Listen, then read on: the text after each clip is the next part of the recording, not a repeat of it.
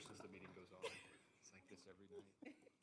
The whole room up a dog. Good evening, everyone. We're going to call the meeting to order, and since we have a joint meeting, we'll convene the Washoe County Commission, and then the City of Reno Commission will convene. We'll do a roll call. So call the meeting to order. Determination of a quorum, Washoe County. Sarah Savilicek. Here. Larry Chesney. Here. James Barnes. Here. Thomas Bruce. Here. Francine Donchik. Here. Philip Haran. Here. And Michael Lawson. Present. Thank you. Now, can we get a determination of quorum for the Reno Planning Commission?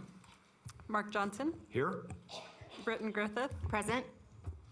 Peter Gower is absent. Ed Hawkins. Here.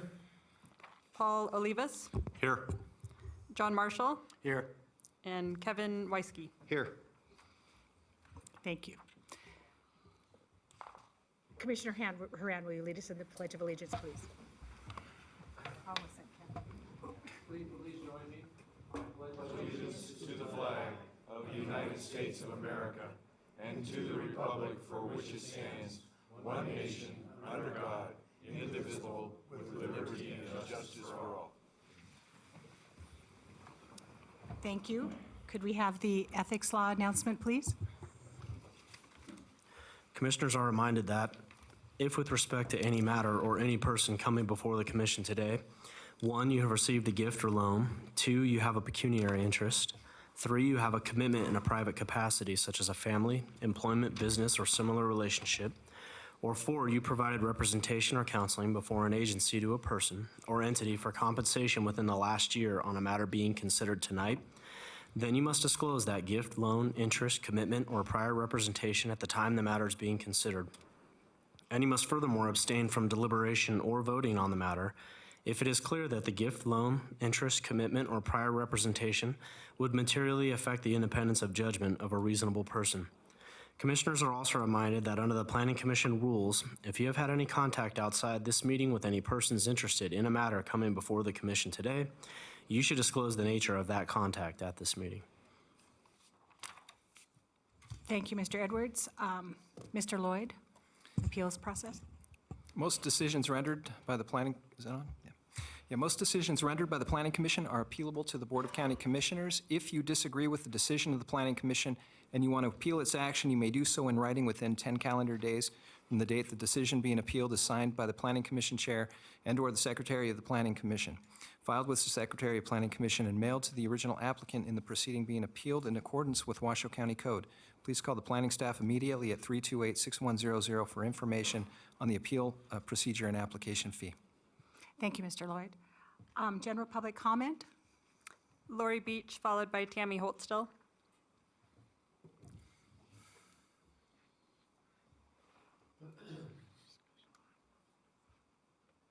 Good evening, Lori Beach, Washoe County resident, City of Reno taxpayer. I haven't found a place I can just shop in Washoe County yet. I come before you to ask some considerations on the storage containers. I've read through the staff reports and everything, and most of us out in the county, we live rural. Most of us live on no less than 1 acre. And I guess I don't understand where the fact that I have storage containers versus paying $150 to $195 in a commercial storage area to house my personal items that are not within my home, or feed for our animals, or in some cases this last flooding season, storage things for some of my neighbors that are potentially flooding out. It clearly states in the staff report that these changes are being done for the health, safety, welfare of our citizens, but to also define the sense of place to make our communities a nice place to live. Along these lines, we define decisions for our setbacks, visual appeal, and themes for neighborhood development. My theme in my neighborhood is rural, is horses and chickens and cows, oh my. So we have all that. And as far as visual appeal, I get it, you have to set a line somewhere, but where does that line? I personally find the pumpkin orange house down the street from me visually unappealing. I find the majestic purple house up on the hill visually unappealing to me, but that does not mean that those are not appealing to those residents. That's so subjective. And then even within your instructions to staff, you wanted to define what this means. And within your own staff notes, it goes right back to say in the bold that the director of the Planning and Building Division shall have the authority to determine if these standards have been met. You're open right back up to what you don't want. So that's kind of my 2 cents on that. And as far as company logos and stuff, is that going to also include all of the work areas, whether it be Western Supply, whether it be the Sandy Hut or whatever? I don't see a clock, I'm sorry, I guess that's time to, oh, there it is. So it's time to shut up. Thank you. Thank you. Tammy Holtstill, followed by Denise Ross.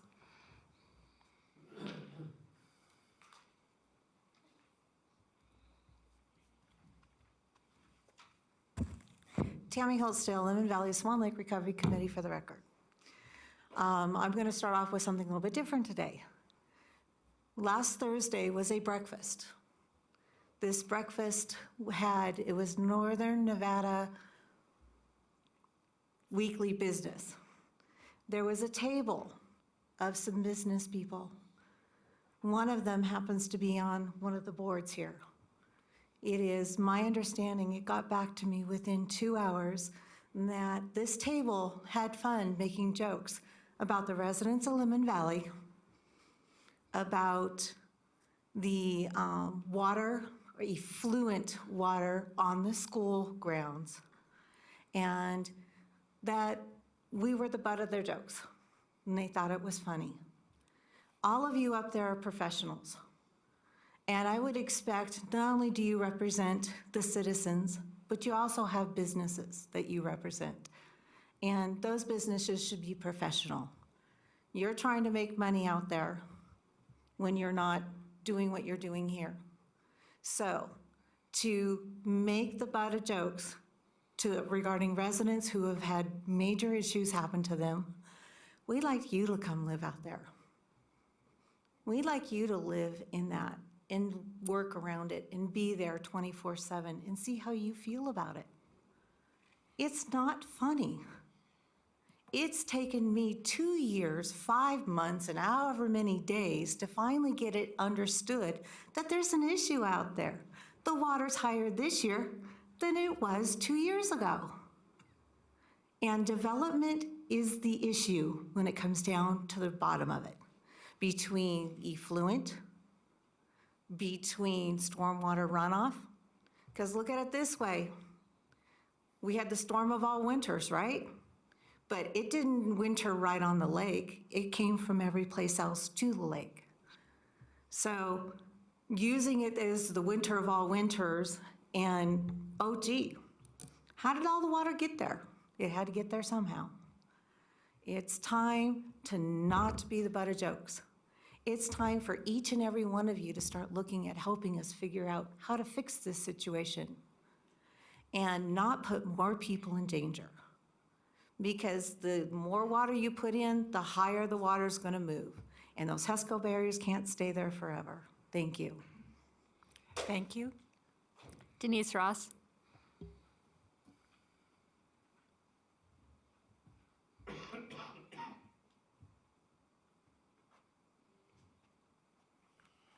Hello, Denise Ross for the record, speaking for Danny Cleos and Denise Ross.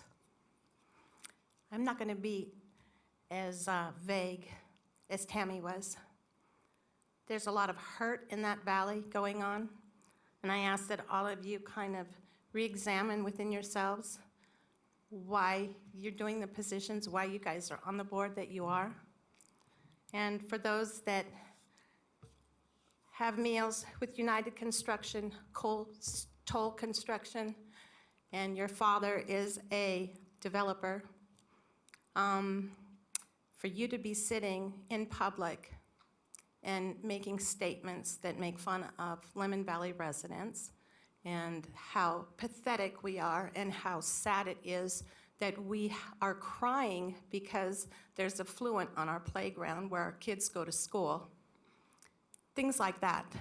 It's very hurtful. Danny is losing everything he has because of the flood.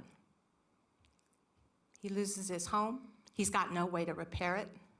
What about compassion? What about understanding? What about caring about what you say in public to other people? It's inexcusable. And I will never understand why anything like this would take place in our county. Britton Griffith, you know exactly what I'm talking about. You know exactly why I'm calling you out on this. And to go back to what Tammy said the whole way here, Denise, be nice. If you can't say something nice, don't say anything at all. Britton Griffith, I'm calling you out. Thank you. Thank you. No further public comment. Thank you. Possible action to approve the agenda? Move to approve, motion to approve the agenda? Is there a second? All in favor? Aye. Possible action to approve the April 2nd, 2019 draft minutes of the Washoe County Planning Commission? Motion to approve? Moved by Commissioner Doncheck and seconded by Commissioner Rand. All in favor? Aye. Motion carries.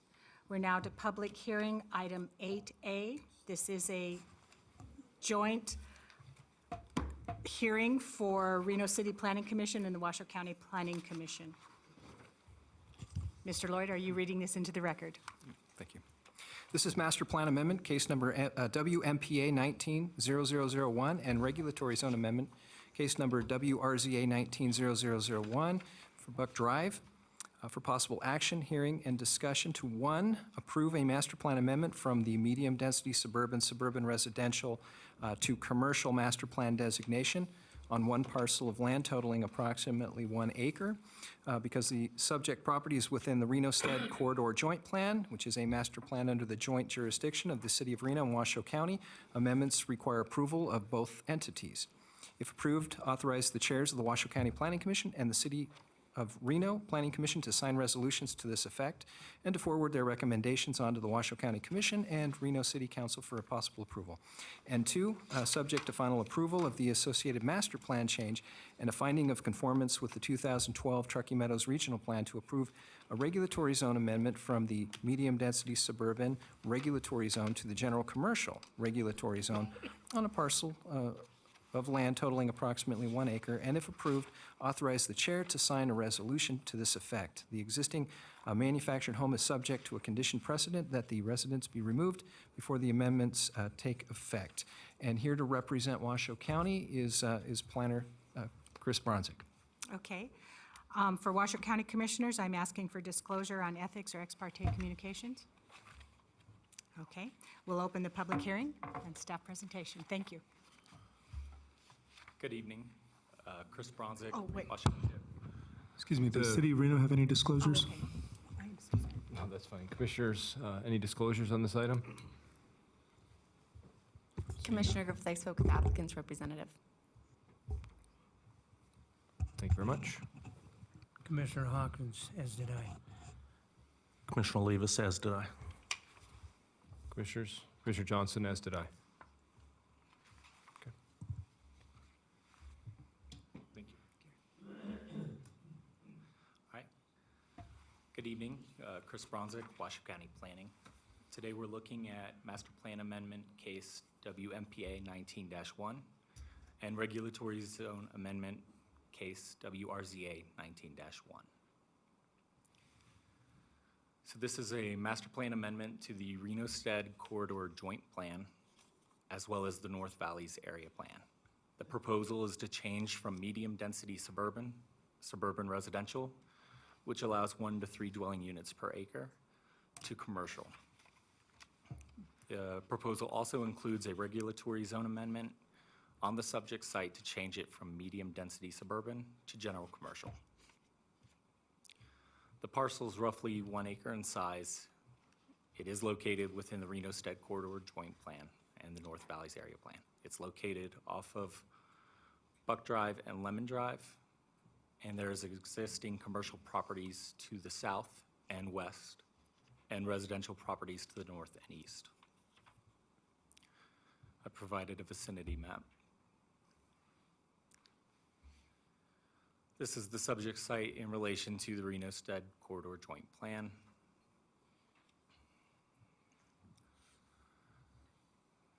I provided a regulatory zone map that indicates existing planned, which is to the left, that shows the medium-density suburban. To the right is the proposed commercial zone. I provided the compatibility matrix from the Washoe County Master Plan Land Use and Transportation element. Roughly, it's a general swap. There's not a increase to detriment or a decrease. It's extending the general commercial out, and the existing compatibility maintains the same. So this was noticed to 64 properties within 1,000 feet of the property. It was presented to the North Valley Citizen Advisory Board on March 11th, and it was recommended for approval. It was also presented at the Ward 4 Neighborhood Advisory Board on March 21st. No recommendations were provided by the NAB. So the Reno-Stead Corridor Joint Plan has proposed concentrating the bulk of development, commercial development off of Lemon Drive and US 395 North. Throughout the years, commercial development has continued, and it's currently concentrated within that Lemon Drive, Buck Drive, and Sky Vista Parkway area.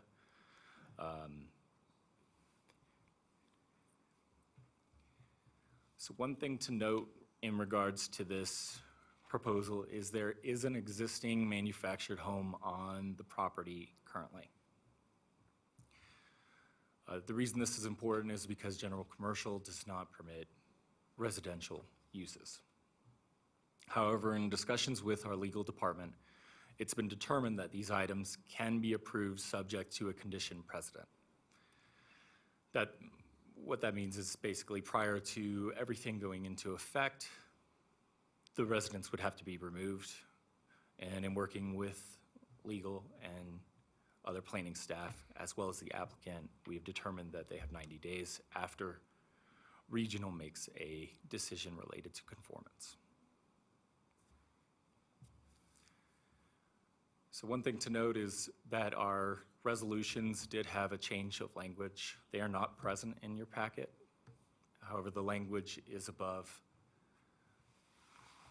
and it relates to the NRS standards for a master plan amendment.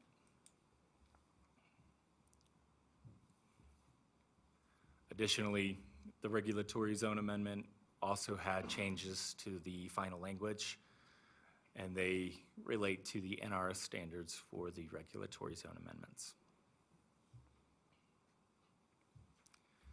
The final item of note is that the City of Reno did provide us with an updated memo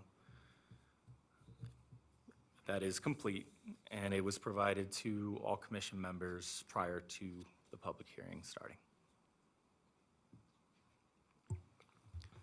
Mr. Chair, or Madam Chair, that item, as I understand, is also available to the public. Is that correct, Mr. Bronczyk? I believe so, yes. Is that at the back table? Can I get a confirmation from that, please? Yes, all of the altered resolutions are at the commissioner's table and then also in the back two binders for the public. Thank you.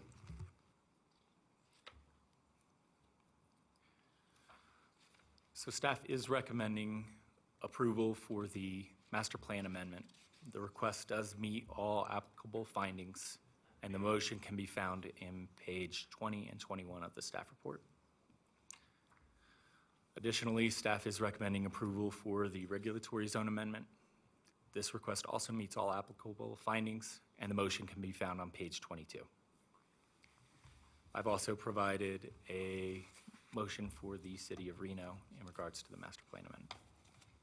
I'm happy to answer any questions you may have.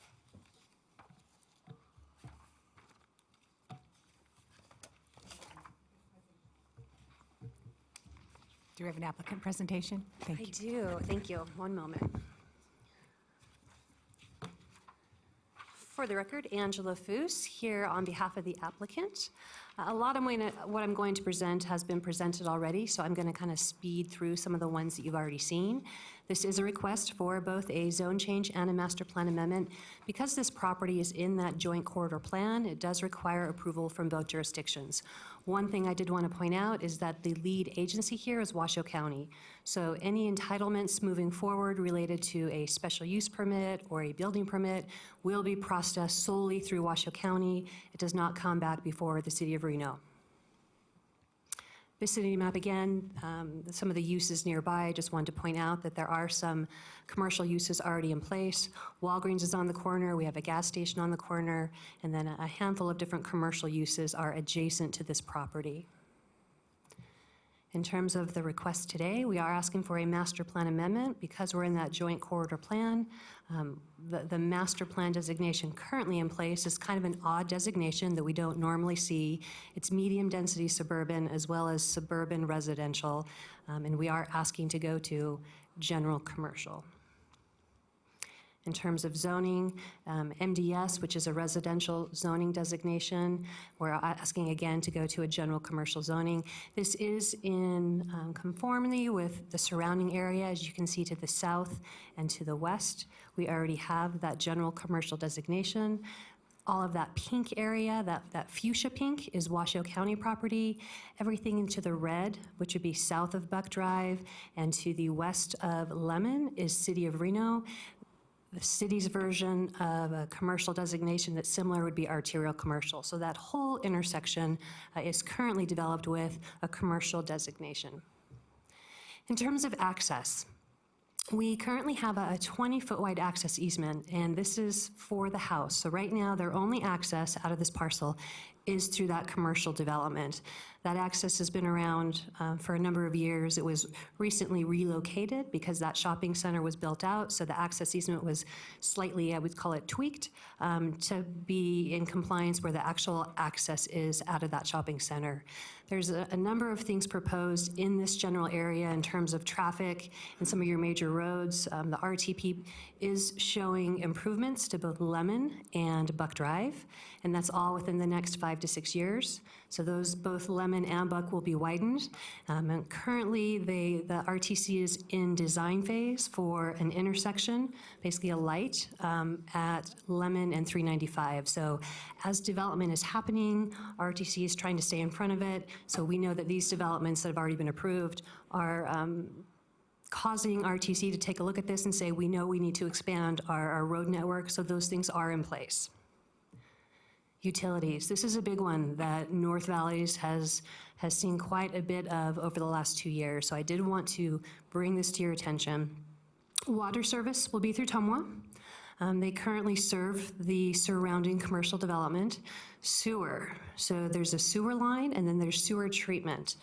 The new Buck Drive line project that the City of Reno is moving forward with, that basically will intercept some of those sewer flows and take them to the Tom Moore facility. That line starts at the bottom of this parcel. There's a manhole on the southeast corner of this parcel that will give the ability to tie the sewer treatment instead of having to go to either the Lemon treatment facility or the Reno Stead treatment facility. Development of this parcel will have the ability to tie into that Buck line, which then goes to the Tom Moore treatment facility. So a lot of the concerns we have with North Valleys, with effluent, capacity issues at the sewer treatment plants, we don't have to worry about those issues because we have a mechanism in place. That Buck Drive project is under construction, I think, starting May 1st. And it should be in place by July. So by the time this project gets through this process, goes through whatever entitlement they have to go through with the county, we're probably a year down the road, then goes through building permits, we're probably another 1.5 years down the road, maybe even 2 years. That line will be in place so that sewer treatment won't be an issue. This is not in a flood zone. I just wanted to point that out as well. And then the community meeting. So again, when you do a joint plan, you need to make sure that you do outreach to both the county and the city. Because this is a master plan amendment, we did have to hold a separate master plan meeting. We had one person show up for our master plan meeting. That was the adjacent neighbor, and he wasn't opposed to the project. He came to the meeting just to get information. This project did go before the Washoe County CAB. The CAB did vote in favor of the project, and then we went before the City of Reno NAB, and because the NAB doesn't vote, they just provide comments. At the meeting themselves, itself, none of the NAB members had questions or comments, so I would take that as not in opposition. And then the final question is, why are we adding more commercial? Well, I wanted to highlight some of the projects that have been recently approved and are under construction. This is over 1,500 residential units just within a 1-mile radius, so not including anything outside of 1 mile. There is a definite need for more commercial to serve those residential units. Almost all of these projects highlighted are already under construction. So the homes are in place now or under construction. We're gonna have a lot more people living here. The idea that they have to drive all the way into Reno or Sparks to have simple services like restaurants, medical service, auto service, really goes in conflict with what we're trying to do to reduce the number of trips on our major roads. So by adding more commercial, we're helping to reduce that pattern. Because this is only a 1-acre parcel, you're not gonna get a regional use, such as a Costco or a larger grocery store. It's 1 acre, so you're limited to a small footprint of whatever your building is. Because of that, we're not gonna have people coming from Sparks or Reno to this development to use whatever use actually goes here. So I just wanted to point out that while it's proposed to be zoned general commercial, the idea is that you're serving the nearby residents, so that if it's, for instance, a discount tire, they don't have to drive into Reno or Sparks to go have their tires changed. You can do it close to home. So I believe that just looking at how the region is growing, looking at the need for services, it really makes sense to have more commercial in locations like this, where you have the services, you have the utilities, you have the road infrastructure already in place. You're on a major intersection where you have traffic lights and you have plans to widen the road. So these things are already in place, and it makes sense to add more commercial to these areas. And that concludes my presentation, and I'll be available for questions. Thank you. Thank you so much. Do we have any public comment on this item? We do. Denise Ross?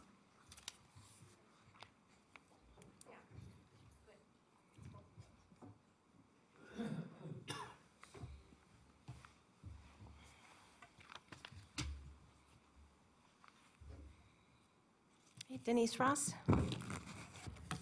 Once again, we ask no master plan amendments. We keep doing that. We keep putting the horse before the cart.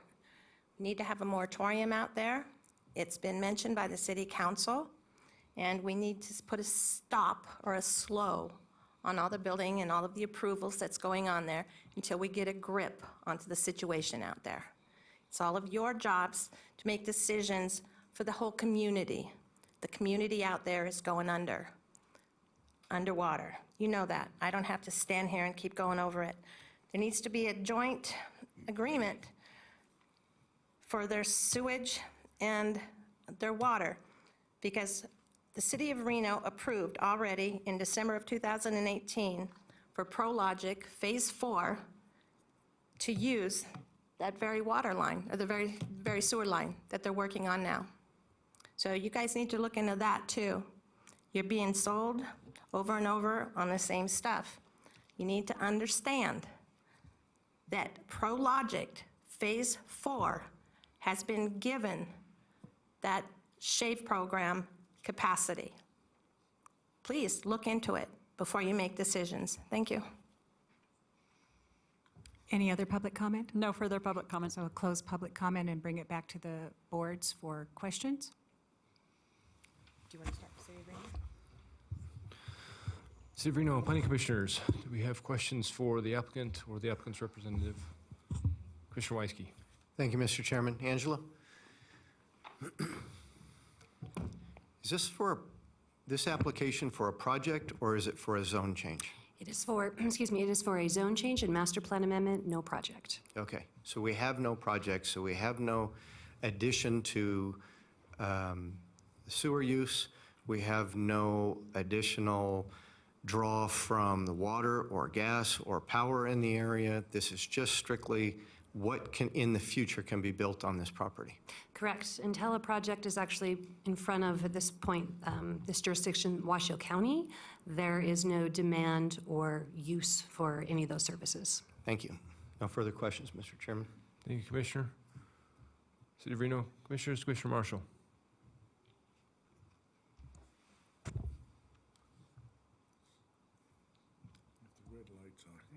It's on? Yes. Really? I gotta get my eyes checked. Well, yeah, well, that might help, but doesn't help me. All right. Angela, you talked about that this site has the potential to go to the Buck Drive line to Tum Wharf. Is there capacity available at this time for that?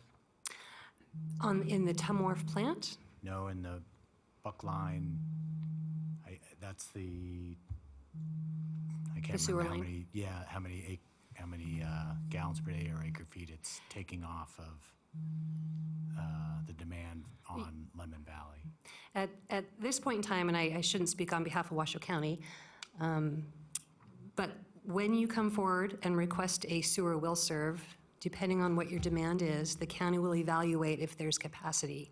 At this point, there is capacity in the line, but again, it's based on when the project comes forward. So with this zone change, if the project doesn't come forward for 5 years, there may or may not be capacity in that line. If it came forward today, there's capacity in that line today for a 1-acre commercial development. Thank you. I'm looking at your January 18th, 2019 letter regarding the feasibility analysis. And I can't figure something out, and I hope you can help me. So you set forth the existing Tumwa water demand, and then the proposed zoning, and it essentially be a little more than tripling the, and I assume this is imported water, correct? For Tumwa, That would serve this area? all water at this point is purchased, water rights are purchased through Tumwa. Where they get that water is Tumwa's decision. So you buy water from Tumwa, and they have their pot. I couldn't tell you if it's coming from something over here or something over here. They have one giant pot that you purchase water from. Okay. Then, so it's the demand can triple, but then when you go down to sanitary sewer, there's a reduction for commercial over the existing 3 lots of sanitary sewer. And I'm trying to reconcile the increased demand for water with the decreased demand for sewer. I assume that it's because there's fewer showers, dishwashers, toilets, et cetera, for commercial. But what is the remaining, what is the, the fairly significant percentage of increase in water demand used for? Where does that water go? So when you look at a home, Tumwa has a calculation for water rights. So a single-family home has a calculation of generally 0.3 acre feet per home. So we have the ability to develop 3 homes based on the current zoning. This lot could be split into 3, and 3 homes could come forth.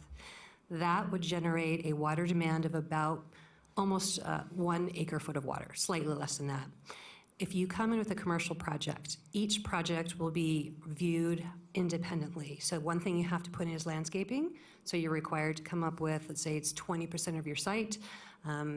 The amount of landscaping and water generated from that is calculated. And then also depending on your use. If you're, let's say, a restaurant and you have bathrooms, you have sinks, you have dishwashers, your water demand is going to be higher. If you are, again, like a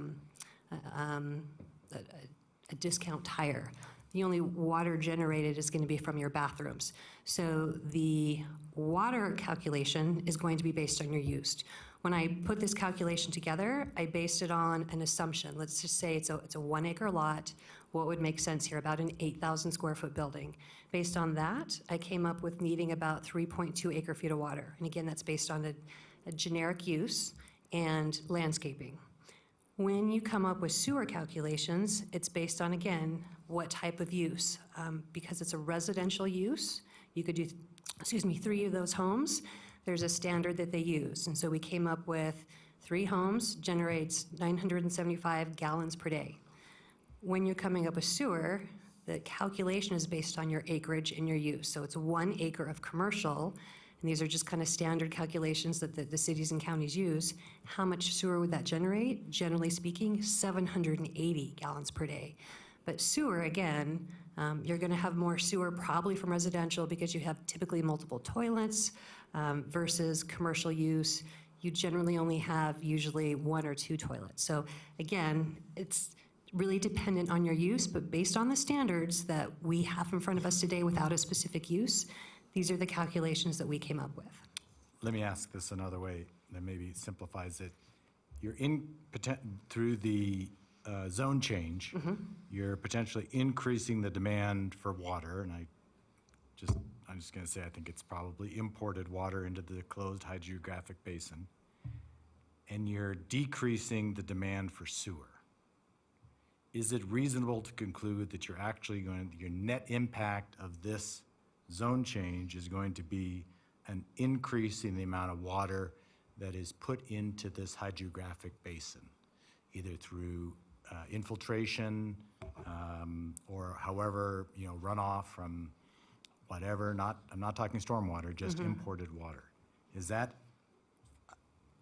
Am I comparing these two things right? So the net result will be, to some degree, an intensification of water into the closed hydrographic basin. So I think we're talking about 2 different things. The water comes from a pipe. It doesn't generally come from the groundwater. It will come from a pipe, which Tumwa provides that water. So wherever Tumwa chooses to get that water, it's coming from that same source. And at the end of the day, you drink the water, you flush your toilet, it goes to a sewer treatment plant. So the import-export, I would say, would be dependent on Tumwa is giving us water, then that water is being flushed, and it goes to the Tumwharf facility, which is not in this basin. In terms of, if that answers your question.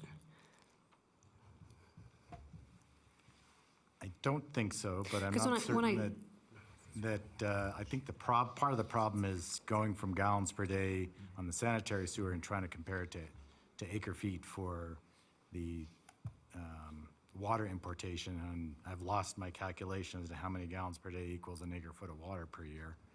But what I'm worried about is, are we increasing the amount of water that's going into this basin that already has significant problems with flooding as a result of this zone and master plan change? So that's the key question I'm trying to answer. So what you're really asking is stormwater runoff, which is... Excuse me for interrupting, but Okay. no, because that has to do with the existing condition. Correct. And whether or not you have enough treatment capacity on it looks like in this case you're going to do a vault. So I'm not asking about stormwater.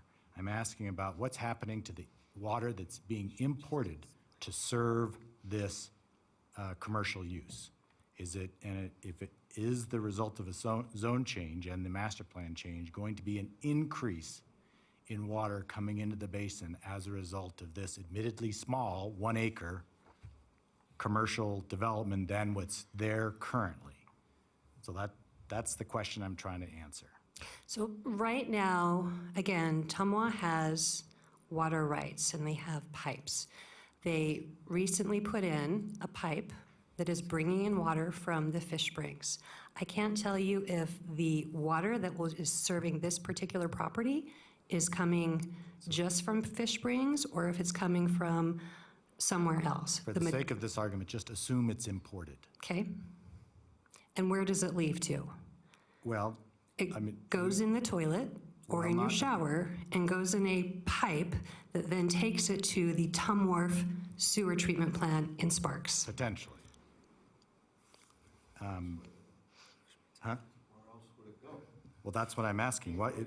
If we're having, I guess, I'd love, Kevin, if you have an answer to, or just, I'm trying to figure out, is there a connection between the fact that we're increasing water as a result of importation as a result of the zone change, but the net result is a decrease in the sanitary sewer contribution?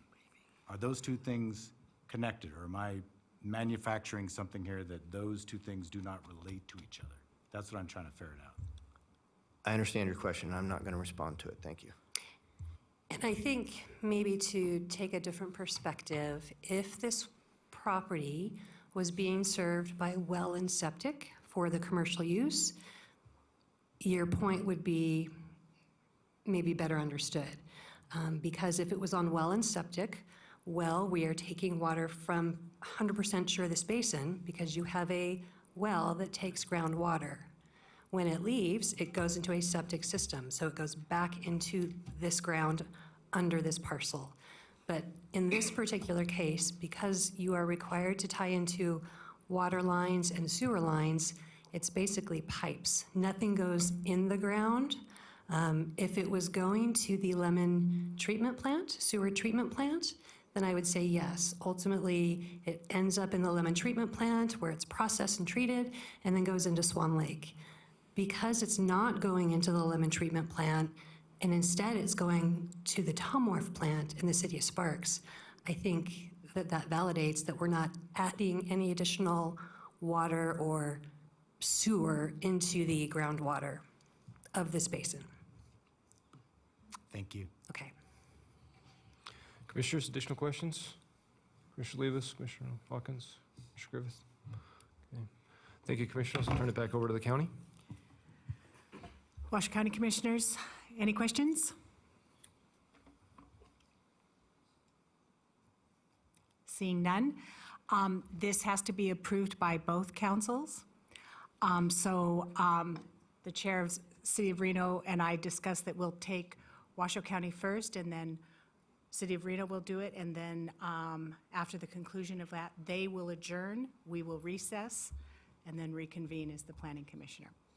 So we need a motion from Washoe County Washoe County Commissioners, and Mr. Edwards, can we blend both the master plan amendment and the regulatory zone amendment into one motion? Or do you want us to do two?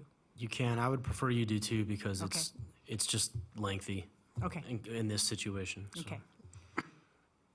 Madam Chair, Yes, can we discuss? certainly. I was waiting for the question period to be Oh, over. I asked if there was any discussion, and I heard none from. Oh, I'm sorry. I thought you Okay. asked for questions. No, May I discuss? certainly. Thank you. Ms. Foos, excellent presentation. I'm not going to ask you questions. I'm just going to comment that your feasibility study was thorough. I understand that you're using theoreticals for the import of water, and you can't make a strict determination on that without a specific project. But I think your explanation on it being piped, coming in and going out, leaves no doubt in my mind that there's a net no effect on terms of saturation of the basin. I'd like to speak to the people that represent Lemon Valley and express their concerns about moratoriums.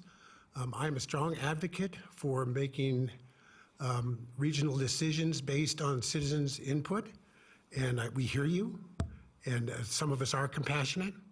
I would say this, though. There's a difference between developing property and making a zone change. In this particular instance, and I'll say this, the change from residential to commercial is an enhancement to the community, in my view. It allows opportunities for shopping, reduces traffic on the regional network, and in this particular instance, I'm loath to make master plan amendments, and I'm loath to develop further in the North Valleys without a thorough environmental investigation. However, in this particular case, I'm going to support this particular amendment because I see it as enhancing rather than deterring from the community, and I wanted to make that clear. Thank you, Madam Chair. Thank you. Any other questions or comments from Washoe County Commissioners? Okay, seeing none, we'll turn it over to the City of Reno for questions or comments. City of Reno Planning Commissioners, questions have been completed. Do we have any additional discussion on this item? Seeing none. Oh, Commissioner Marshall, sorry.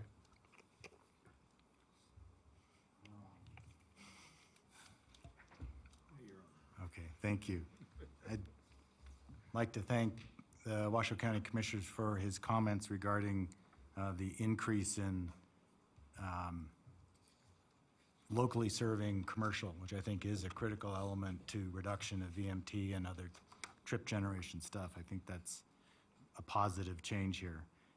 Just doing, because we can now do things at our desk with our phones, 780 gallons per day is 0.89 acre feet per year. So we're actually going to be increasing the importation of water into this particular basin as a result of this increase, and assuming that it's actually built out to the amount of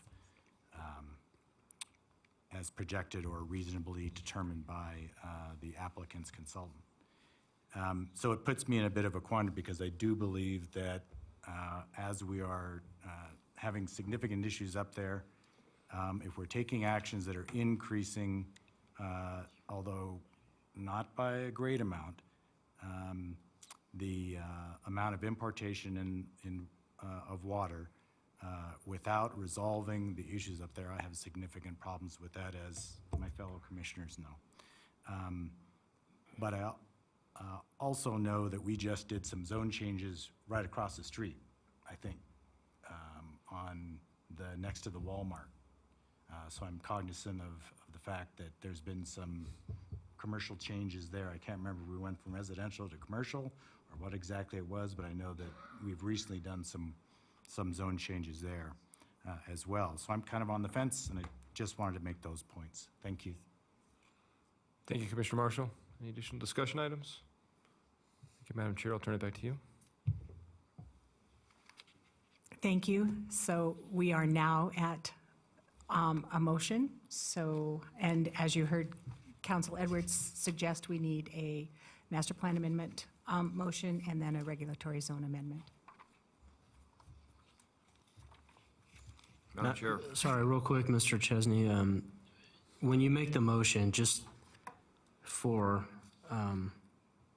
ease of reference, you don't need to read out loud all of the findings, the 2 pages worth of findings. You can make the motion and then refer to the findings as they're stated in the staff report.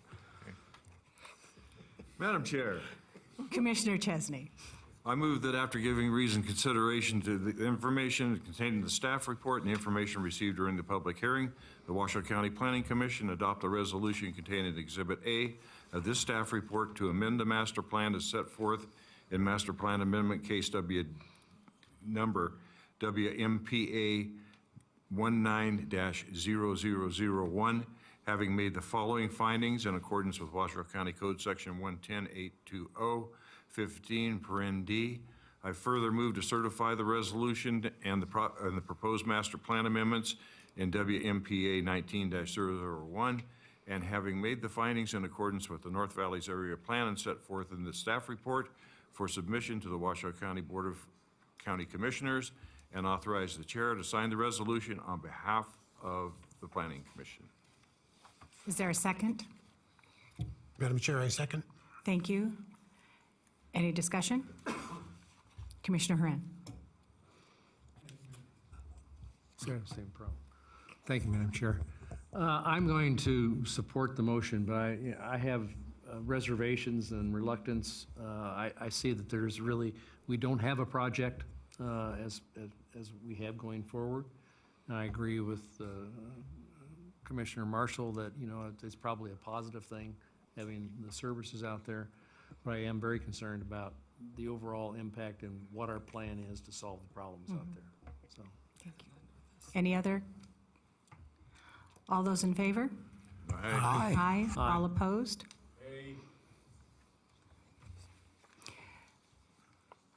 Mr. Edwards, do you need a voice, a roll call vote, or? No, I think as long as you just state what the tally of the vote was and who it was that opposed, I think that's fine. Commissioner Bruce opposed, all other commissioners approved. Now we'll move to regulatory zone amendment. I'll entertain a motion. Madam Chair, Commissioner Chesney. I move that after giving reasoned consideration to the information contained in the staff report and information received during the public hearing, the Washoe County Planning Commission adopt a resolution included in Exhibit B recommending adoption of the regulatory zone amendment case number WRZA 19-001, having made all the following findings in accordance with Washoe County Code Section 110-821.15. I further move to certify the resolution and proposed regulatory zone amendment WRZA 19-001 is set forth in this staff report for submission to the Washoe County Board of Commissioners, and authorize the chair to sign the resolution on behalf of the Washoe County Planning Commission. Is there a second? Madam Chair, I second. Thank you. Any discussion? Madam Chair, my comments on the previous motion stand as well for this one. Thank you. Any other discussion? All those in favor? Aye. Opposed? Let the record reflect that Commissioner Bruce voted no, all other commissioners voted yes. Now I'll turn over to the City of Reno. Thank you very much. City of Reno Planning Commissioners, looking for a motion. Mr. Chairman, Commissioner Weisky, based upon compliance with the applicable considerations, I move to adopt the amendment to the master plan by resolution and recommend that City Council approve the master plan amendment by resolution, subject to conformance review by the Regional Planning Agency, and I can make all of the findings as set forth before us. Thank you, Commissioner Weisky. Have a motion. Looking for a second. Commissioner Hawkins, second. I can make the findings. Okay, thank you. I have a motion and a second. Any discussion? All those in favor? Aye. Opposed? Nay. Motion carries 5-1 with Commissioner Marshall voting against. With that, Madam Chair, I would like to ask for a motion to adjourn for the Reno City Planning Commission. Commissioner Weisky, so moved. I have a motion. Looking for a Hawkins, second. Commissioner Hawkins with a second. All those in favor? Aye. Motion carries unanimously. Thank you. Thank you. And the Washoe County Commission will be on recess. Thank you very much.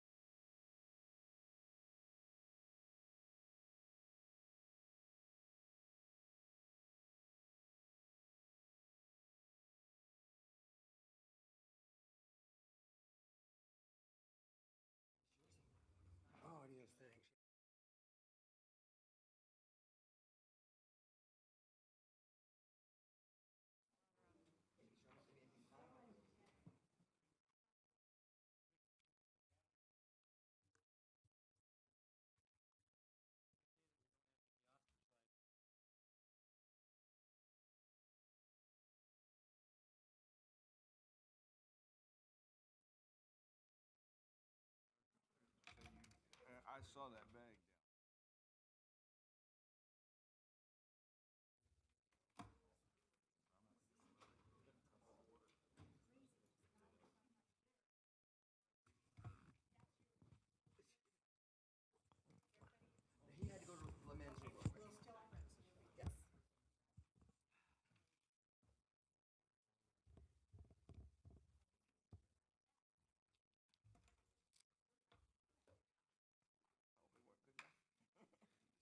Couldn't see who he was. That might be.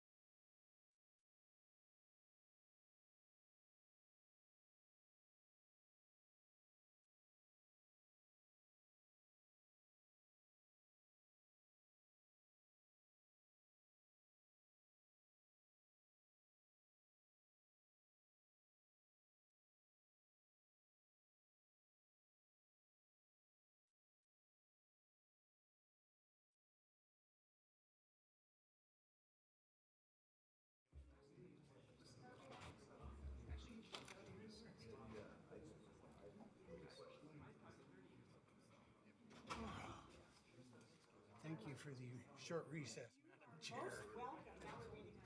I know, I ran into him there, it was old guy with the same issue. Oh, yeah, Larry, I was talking about Larry and Phil. I know, I don't understand that.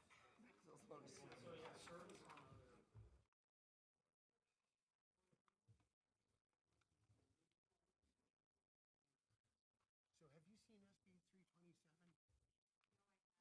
It is horrid. It's a change to the land use bill, NRS 230, is Kiefer trying to legislate super PACs. No, I'm testifying against it tomorrow morning. Just to give you a heads up. Yeah, it's Joe.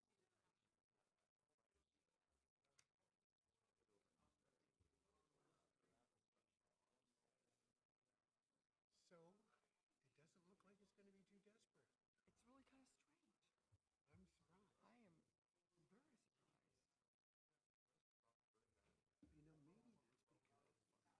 You know, maybe that's because that is making it so much easier for people. I have grave concerns with the way it's written, though.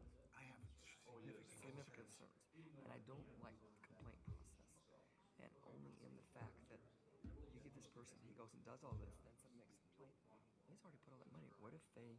Yeah, what if they rule against him? I'm not trying to press it. I want hearing. I want to... Yep. The complaint process they're talking about, just kind of containers.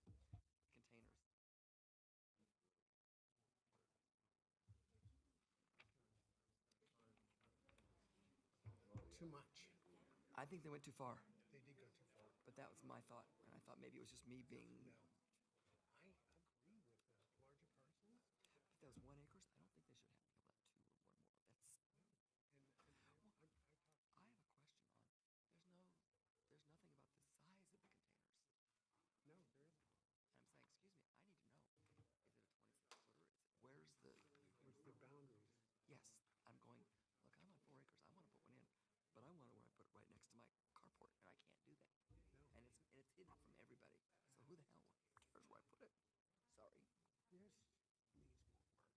And it's hidden from everybody, so who the hell cares where I put it? Sorry. This needs more work, I think so. in my mind. I think it And does.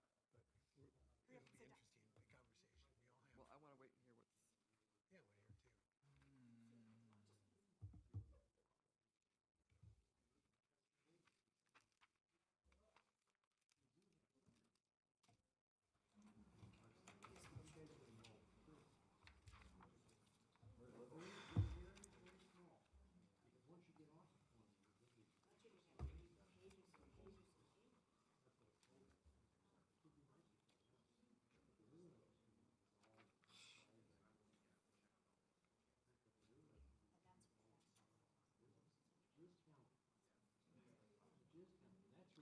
Trying to make a policy to appease everybody, you can't do that. You have to go for the greatest, well, to create a process where it's stressed areas where people don't want to be. So they had to make a policy where to appease everyone. That's not what we're here to do. No. We're here to do the right, proper thing. I agree. But that's, No, there was. I'm old school. I'm No, just, I saw the same thing because I printed out the previous minutes from the WCTV providing direction, and it was kind of arbitrary. well, they Did did. we come up with less than a half acre? I think it's too small. That's right. It's too small. And no size containers. I can't support it the way it's written. I can't either.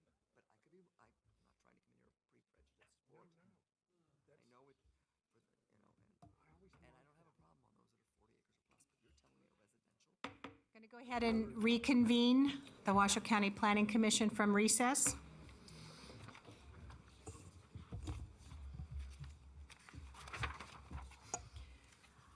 We're at item 8B. Point of order, did we approve the minutes from the last meeting? Yes, we did. Yes, we did. Where was I? I don't know. Okay. We did approve them, yes. I made a motion. Okay. So, Mr. Lloyd, can I call for the agenda item, please? Thank you. This is Development Code Amendment Case Number WDCA 18-0005 for cargo containers for possible action. Hearing and discussion to amend Washoe County Code, Chapter 110, within Article 306, accessory uses and structures at Section 110, 30610, detached accessory structures, to revise the allowable quantity, location, aesthetic, permitting, and other standards associated with the placement of cargo containers as detached accessory structures used for storage within Article 310, temporary uses and structures at Section 110, 310, 35H, temporary contractor or owner builder materials or equipment cargo containers, to update the point in the permitting process at which cargo container may be placed upon a vacant piece of property to support construction, and to establish additional timeframes regarding when such a cargo container must be removed. Within Article 902, definitions at Section 110, 902.15, general definitions, to establish a definition for cargo container and other matters necessarily connect therewith and pertaining thereto. The Planning Commission may recommend approval of the proposed ordinance as submitted, recommend approval with modifications based on input and discussion at the public hearing, or recommend denial. Any material modifications that exceed the scope of the amendments being considered at this hearing, however, may require continuation of the hearing for possible action at a future meeting. And representing Washoe County in this is Senior Planner Kelly Mullen. Thank you. Disclosures by commissioners of either ethics or ex parte communications? I went to one of their public meetings. Okay. Thank you. We'll open the public hearing. Kelly, thank you. Thank you, Madam Chair. Good evening, members of the commission. I'm Kelly Mullen, Senior Planner with Washoe County. And this Development Code Amendment was also processed by our Assistant County Manager, Dave Solaro, over here. So this is going to be a bit of a tag team effort. I'm going to present the background and details, and then Mr. Solaro may jump in to help answer questions later on. And I do want to mention that there'll be a lot of details regarding the proposed changes. So if anything is not clear, if you have questions during the presentation, please feel free to stop me. I'm happy to answer those as we go along. So first off, I'd like to provide a little bit of clarification just about that cargo container standards, as listed in Article 306 of our Development Code, have always only applied to cargo containers that are detached accessory structures used for storage. So those are cargo containers in their original form, and examples of what that would look like are shown on the screen. On the other hand, cargo containers that are used as building elements, so to speak, in home construction, or cargo containers that have been structurally modified or altered in any way, those are going to be subject to the same building code standards and development code standards as any other structure, so that we would be looking at something like what you see on the screen. That would be similar to looking at the cargo containers themselves as a material, so to speak, in the construction of those other structures. So the standards that we're looking at this evening will not apply to structures similar to what are shown on the screen. Again, only looking tonight at those used for storage. So to provide you with a little bit of background, you may remember that we were back before this commission in late 2016 talking about cargo containers. And at the time, the Planning Commission did pass those amendments. However, when we went to the Board of County Commissioners, they did request further work on the changes. So last fall, we came back to the Board of County Commissioners. They revisited the discussion on cargo containers in 2 separate hearings. They initiated the amendment that we're looking at today, and they provided some very specific direction for staff. The very first item that you'll see up there, and I think the most significant for a lot of folks who are looking at these changes, is that they are seeking to eliminate the requirement for a placement permit to place a cargo container for storage on a property associated with a residential use. So right now, we do require a cargo container placement permit. If you do want to put that on a property, that would go away with the proposed amendments. They also provided specific direction regarding the number of cargo containers that would be allowed on a piece of property. It's going to be based on parcel size. We'll get into that a little bit more.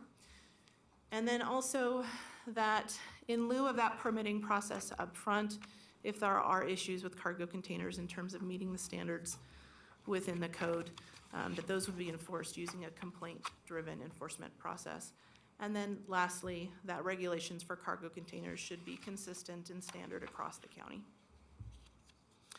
So we took the direction from the board and created an initial draft of the ordinance that was then provided to attendees of a public workshop that we held back in February.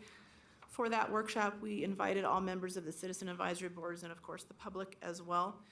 We did have a number of attendees at that workshop, and they did have a wide variety of opinions, both for and against the idea of eliminating the placement permit requirement, as well as some of the other standards that we were proposing at the time. So we did receive a significant amount of feedback, and that resulted in some substantial changes to the draft based on what we heard from the public at that meeting. So now we're going to get into the meat of the changes. This particular one is the only change that would occur within Article 902. That's in our definitions article. And essentially what we're doing here is adding that definition that's shown on the screen for cargo container. This is an updated version of what we had referred to previously in the code, but specifically we're adding some additional common terms for cargo containers. We're also clarifying that cargo containers are not designed for independent or in-tow trailer highway use, that they are specifically and originally designed and constructed as a standardized reusable storage and shipping vessel to be loaded on a truck, rail car, or ship. So you'll see in that photo, the photo on the right, certainly those cargo containers are stacked several high. Those are heavy. They have a high level of structural integrity, and that is specific to cargo containers versus, say, if you were to see semi-trailers on the road, those are a different item. Within Article 310, we're also making some changes that relates to temporary uses and structures. And the code right now, it does allow for the temporary placement of a cargo container on a vacant parcel when it is used to support construction on that parcel.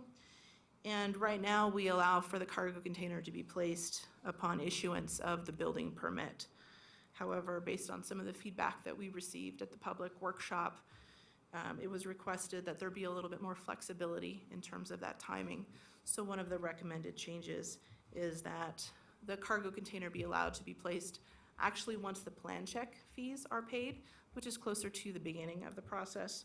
However, in the event that plan check fees are paid and a container is placed, but no permit is issued within 6 months, some additional language was added that would require for that cargo container to be removed until or unless a permit was later issued. So the meat of the changes are actually within Article 306, and there were significant changes there. Again, one of the most prominent ones is eliminating that requirement for a placement permit to put a cargo container on a property associated with residential storage. One of the other changes is actually removing some of the size limitations for cargo containers in the current code.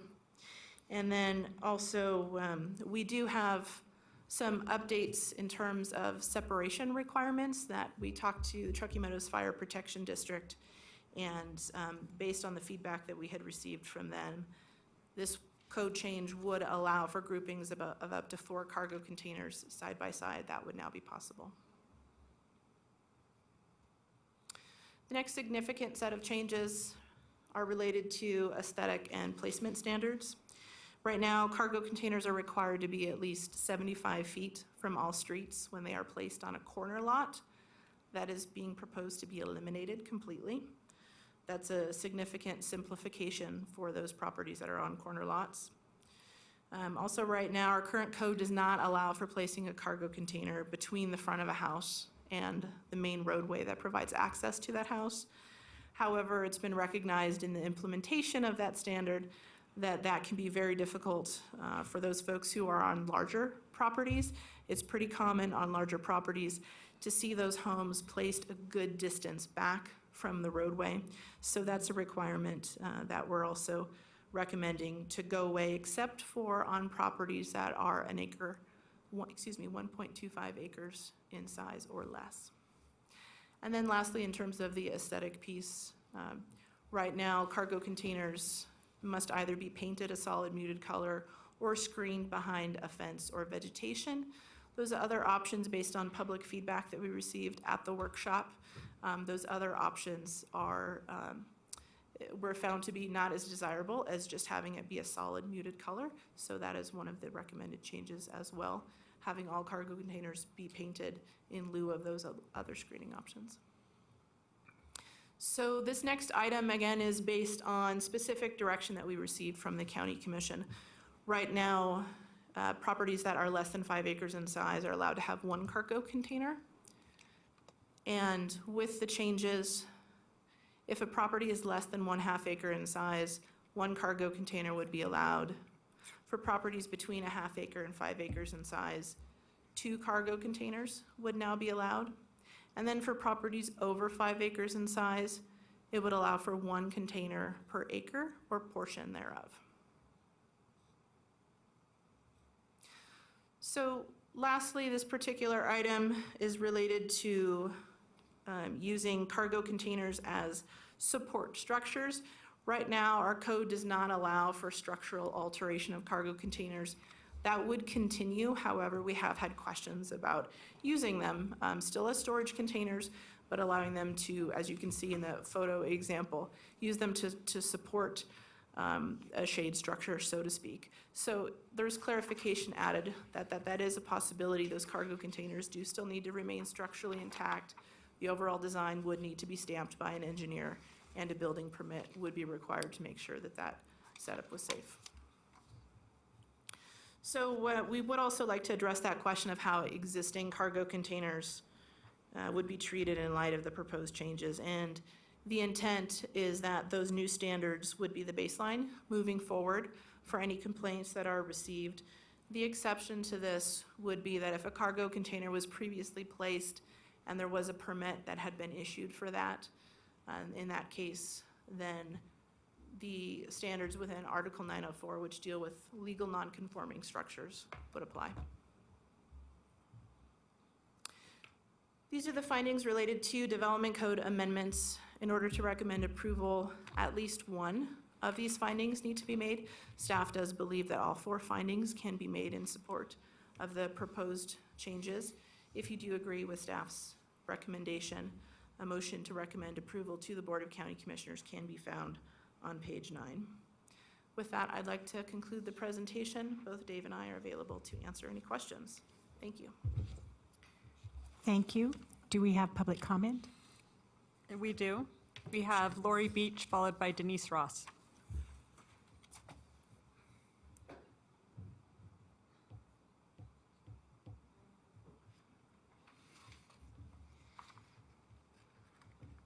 Again, Lori Beach, Washoe County resident. After rereading this and watching the wonderful presentation, I know I'm supposed to talk to her, but I want to thank her, sorry. You can thank her. The one thing I would like to have maybe reconsidered and looked at, and it's under XI, shall not be established as an agricultural building as a main use pursuant to Article 330, domestic pets and livestock. If you don't live in an area that allows you, because I understand you have to make your cookie cutter, you have to, I get that. Because the fact I'm in Reno rural doesn't mean Reno city, and I'm sure you don't want them in the middle of these planned communities. I get that. So that's one of the things that I've now, since rereading and listening intently to the presentation, is maybe look at that one. Because if you're not allowed to have livestock and you're not going to have horses, it's not going to apply to you anyway because you're forbidden through many other avenues. To where, like me, I can have horses and I can have livestock. So being out in a winded, open area of the valley, to me, this is better than some of these other structures, because I know a friend of mine lost her whole roof in the last windstorm of her horse corrals over in Golden Valley. To where at least I know, because if I've put in my rolling structure on, cut out the sides, you know, or have my open ending, my horse isn't, nothing's gonna happen. It's not gonna blow anywhere. I promise they're not gonna blow anywhere. So that was something that I would respectfully maybe have y'all relook at that one part as far as allowing us to use it for agriculture. And I very much support the painting of a neutral thing. I did that with mine when I just came in when it wasn't required. It makes aesthetic sense. So, but I think that's about it, because it answered a lot of my questions as far as that, so I won't waste any more time. Thank you. I think Denise is outside. I'm going to go grab her. We will just move on. When she comes back in, we'll call her forward. So do we have anyone beyond Denise? Just Denise Ross. Okay. So if you could get her, that would be nice.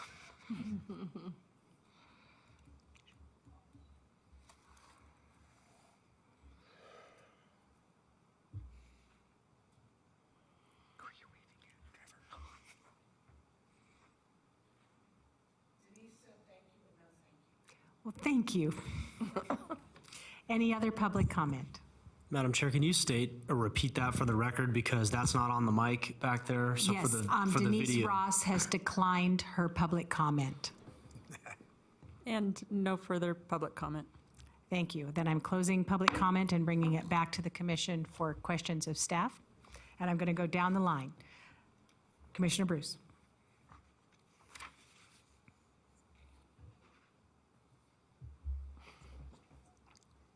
One of these days, we'll get better red lights on these microphones. I have two questions. One is the 6-month limitation on having paid your permit as opposed to maybe a 12-month. I would strongly suggest a 12-month. And the other question, just laying it out there, is you talk about cargo containers may be placed side by side. Some people place them butt to butt. That doesn't seem to be covered, end to end. It is. If I may? Madam Chair? Certainly. Thank you for the question to the commissioner through the chair. Those are good questions, and thank you for the opportunity to clarify. I'll answer your second question first. Regarding the end-to-end, that is something that we've added into the specific language, and I'm just going to turn to that in the staff report so I can point to that piece. Please just You take your time. bear with me. Page 4-7, I think. Thank you. So page 5 of 9 on the staff report, and we are looking at subsection 9A. The last sentence there does state that this does not allow for placement of cargo containers end to end. And that was purposeful in the sense that we didn't want to, in allowing for this additional flexibility, we were concerned about the possibility of it actually leading to, say, some sort of a large barrier-like compound as a side effect of allowing for them side to side. So that's why we added that specific language about not allowing for the cargo containers to be placed end to end under that particular section. And then on your other piece in terms of, in Article 310, the 6-month part, and that was specific to if the building permit has not been issued within 6 months of the date of the original payment of plan review fees, the cargo container would need to be removed from the property. That is a time frame that we had kind of gone back and forth about a little bit and talked about in terms of what may be realistic in terms of actually getting a permit issued. Most permits would absolutely, if everyone's responsive, get issued, taking care of any corrections, be issued within that 6-month time frame. And certainly the concern or that additional language was entered just to avoid potential circumstances where, allowing for this additional flexibility may result in, a gaming of the system, so to speak, where someone were to just come in and pay plan check fees to allow for storage of a cargo container on a vacant piece of property. So we were kind of taking both of those things into consideration, but certainly that is an item that the commission, if it feels that that number should be changed, can be changed. Well, I understand there needs to be a limit, and I agree with the limit. It's just that I think, having lived a few years and seen a few things, that I would say I would be very comfortable with 12 months. I'm uncomfortable with 6. That's my point. Thank you for the feedback. Commissioner comment. Wren. Commissioner Chesney. If you don't have anything to say, I'm going to fall out of my chair. Actually, I want to thank Kelly and Dave for all the hard work that they put in on this thing. It's been a journey, no doubt about it. As far as the time limit goes, I'm good with 6, I'm good with 12. Whatever makes everybody happy. I think we've come a long, long way. So, once again, thanks for your hard work. Thank you. Kelly, I do have a question with regards to the XII on page 4 of 7, shall not be established as an agricultural building. Can you give us clarification on what it means to be an agricultural building? Certainly, and I'm just going to pull up that, let's see, we were looking at page 4, you said? In Exhibit A1. Oh, in the exhibit, okay. Mr. Lloyd and I had to do this earlier when we met. We had to go back and forth several times. So I think the key part of that is, and this is a carryover piece of the code, this is something that's been in there for quite a while. No changes were proposed for this particular go-around, but in adding clarification that agricultural building is a main use, that is generally going to come up when there is no other use on the property. That, let's say someone has a 40-acre parcel and they're grazing cattle, you know, and sometimes that they may need a place to, they may put in a barn or something like that as a support structure for that principal agricultural use on the property. That's where you would see an agricultural building as a main use. So different from, you know, if you had a home on a property and you have an agricultural use and you want to use a cargo container to support that use, absolutely, you meet the standards of this article and you can do that. So this particular item is really for when there's no other use than an agricultural use, so that it's not just the cargo container, that there is some additional structure on the property. Thank you so much. Commissioner Barnes. Yeah, I have no problems with this. Okay. Commissioner Lawson. Question, Kelly. First of all, thanks, and I echo Commissioner Chesney's platitudes. It's a lot of hard work's gone into this, and I appreciate it. My chief question is, I have some concerns with some of the language, as does Commissioner Bruce. Can we recommend changes to the language and approve it out, or do we have to take it as a whole and just say, okay, this is either take it or leave it? Can we make changes? So thank you for the question and the opportunity to clarify that. So there is an opportunity for some modifications. We did specifically word the agenda item for that. There is the caveat about material modifications that exceed the scope of the amendments. So I'm looking over at Deputy District Attorney Nathan Edwards to see if he would like to add anything to. It depends what kind of changes you're talking about.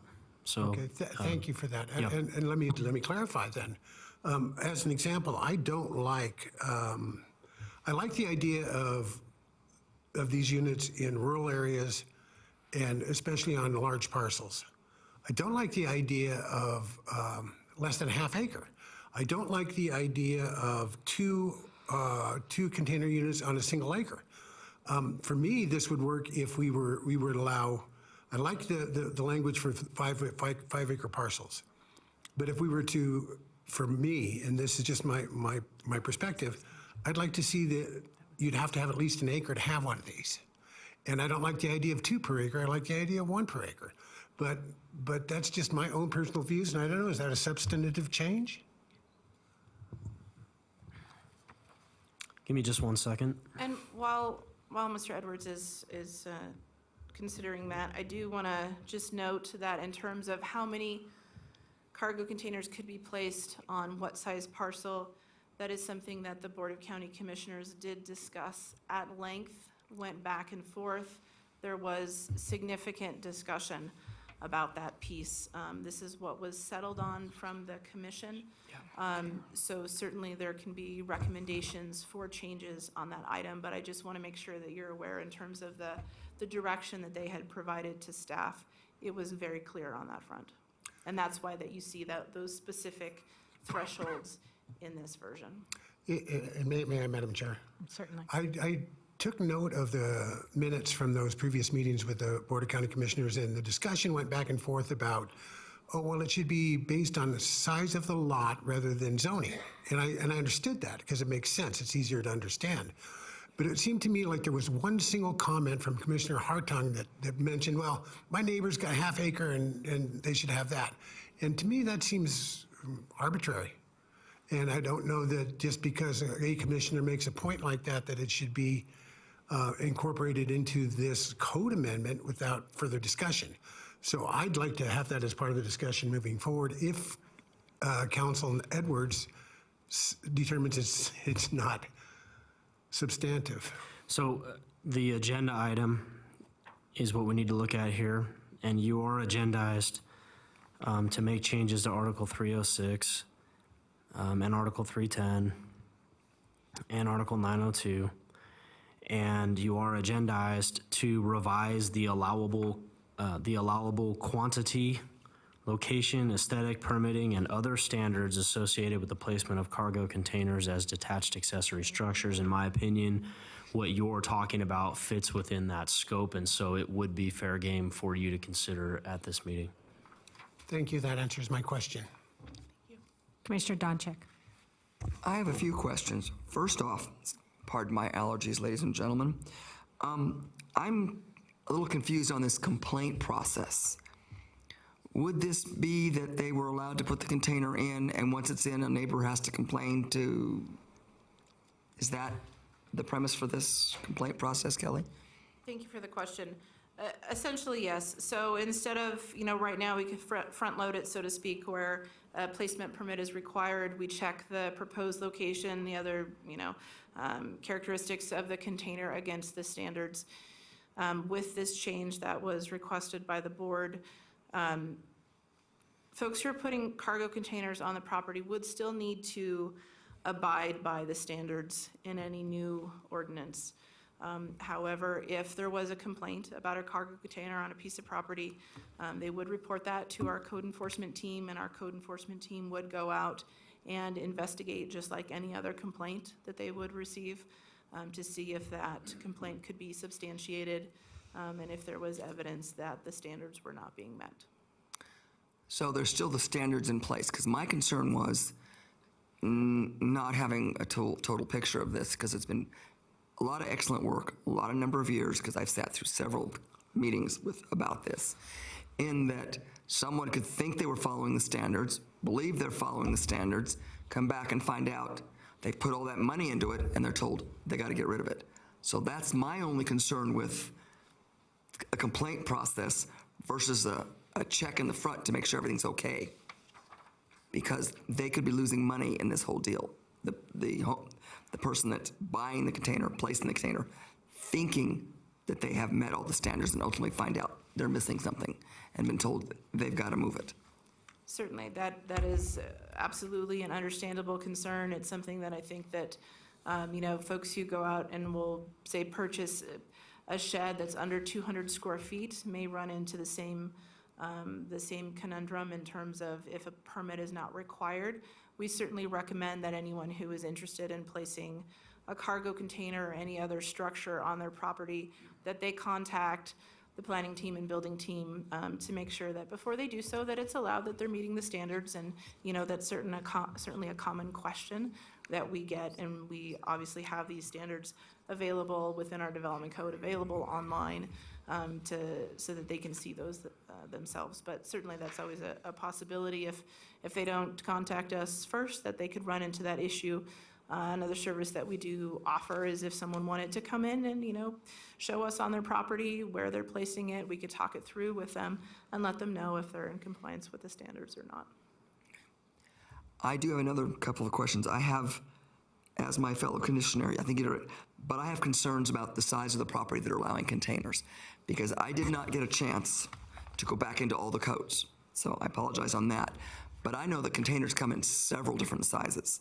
So in the code somewhere, because like I said, I apologize, I didn't get a chance to go back into all the codes, is there size limitations for the containers that are allowed to be put on a half acre, a 1 acre versus, because they come in 26 foot, they can come in 53 foot, I can't see someone putting a 53 footer on a half acre property. So can you clarify that for me, please? Certainly, thank you for that question as well. So our current code does have a maximum size of 10 feet wide by 9 feet high by 40 feet in length. That is something that was discussed in our previous 2016 round in terms of providing more flexibility to property owners who wanted to place a cargo container on their property, that, you know, sometimes those longer containers or super containers, as some of them are called, that they want to be able to have that option. So it was not discussed, to my recollection, at the county commission of, you know, allowing for only a certain size of container on a certain size of property. That is not something that was discussed by the Board of County Commissioners. With the current recommended language, that size limitation is eliminated. And I'll be honest, I have concerns about putting a 40-acre, 40-foot length container on a half-acre property. Because there is no, in that case, there's not a lot of room for screening or visual aesthetics for the neighbors for something of a piece of property that small. 1 acre, 5 acres, 10, whatever, isn't an issue. But for me, on a half acre, that's a problem. Commissioner Donchek, if I may, Ms. Mullins, the only requirement is muted paint. There's no other requirement for screening. Correct. And it would, of course, have to meet standard setbacks for the property. Right. So, you know, at least 5 feet off of the property line. So, Commissioner Chesney. They would still have to meet the setback requirement. So the feasibility of a 40-acre container with a 40-foot. with a 40-foot container with a dwelling already on a half-acre parcel, and putting a 40-foot container on it is pretty bizarre. Really, I don't think that's going to be that big of an issue. Well, we do get some creative people that once they see that it's open, are going to think that it's okay. And I think we need to be a little bit clearer to the residents that even though they don't need a permit, they should almost be required to make contact before they think of putting something in for their own safety and consideration.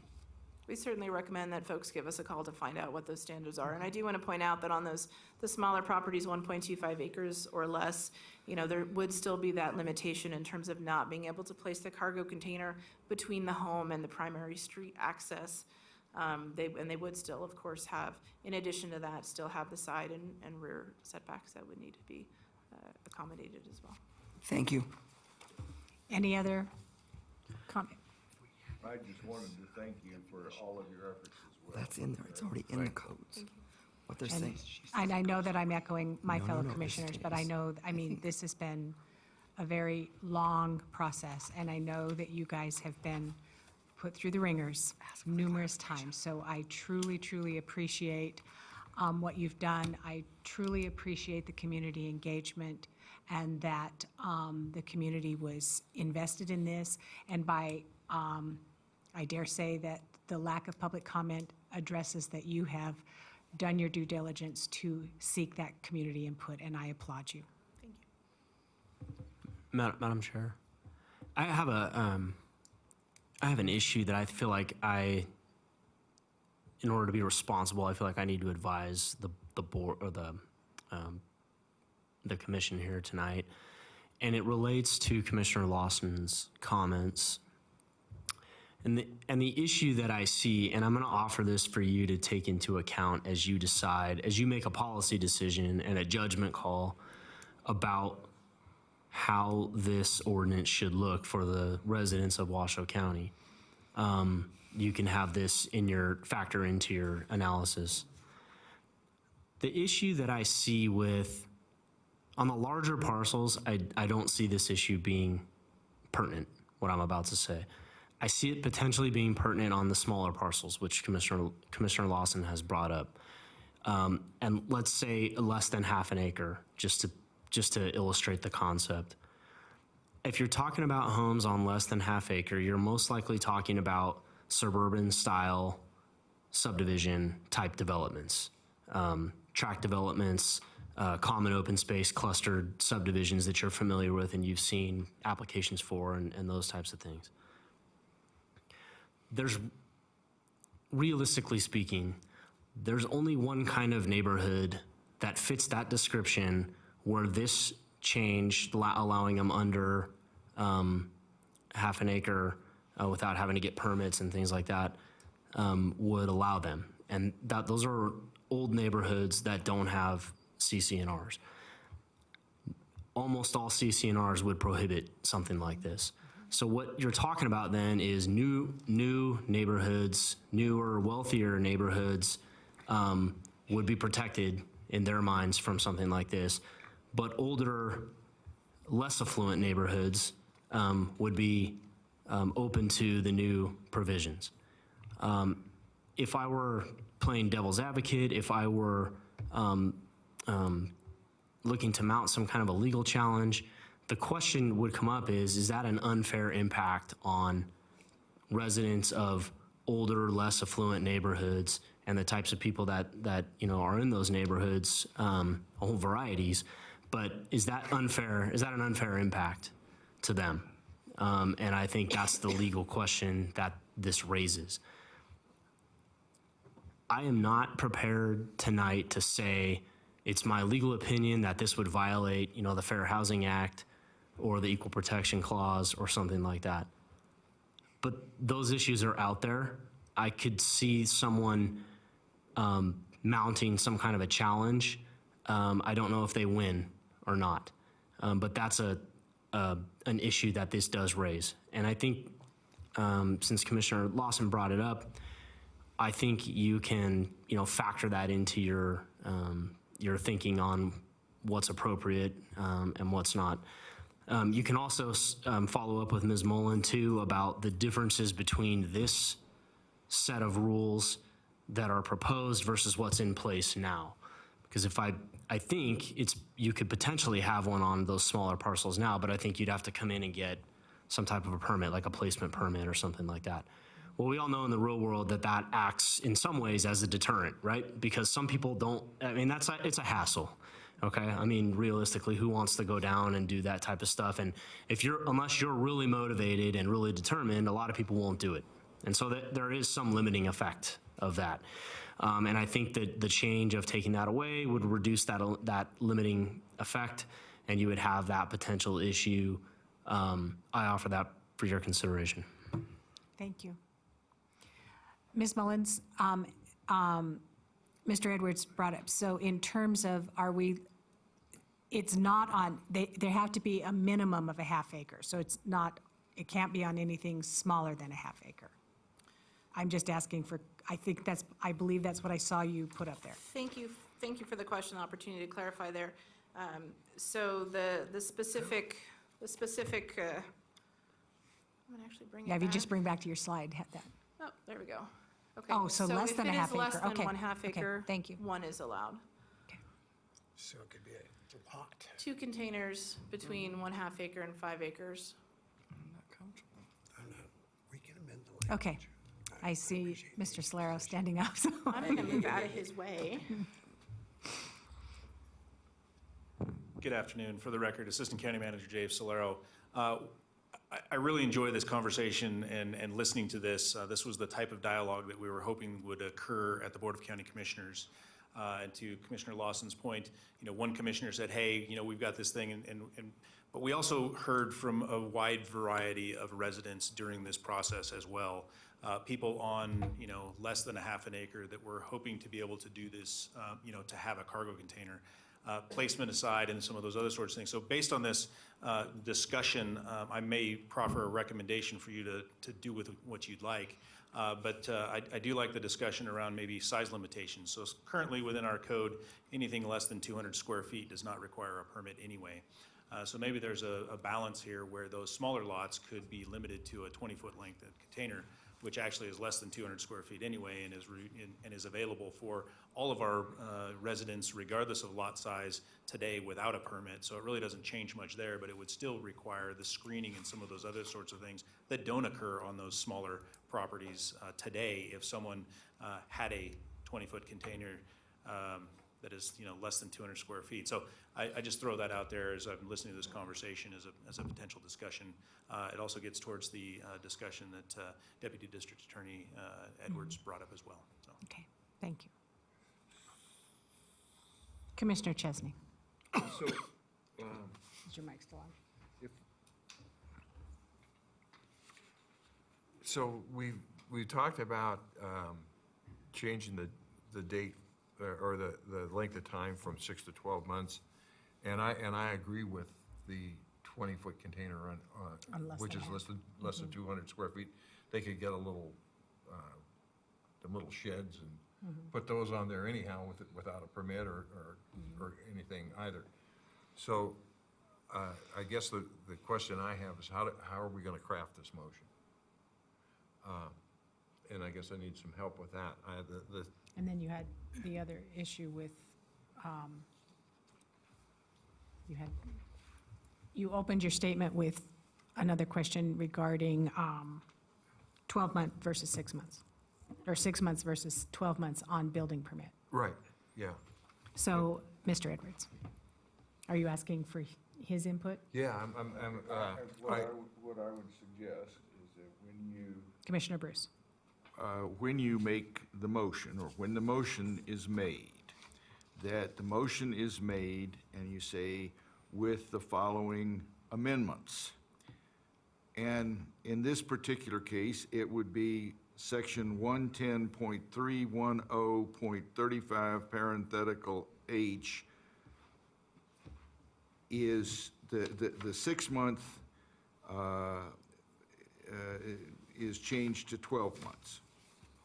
And I think, would that cover that, if that's what we were saying?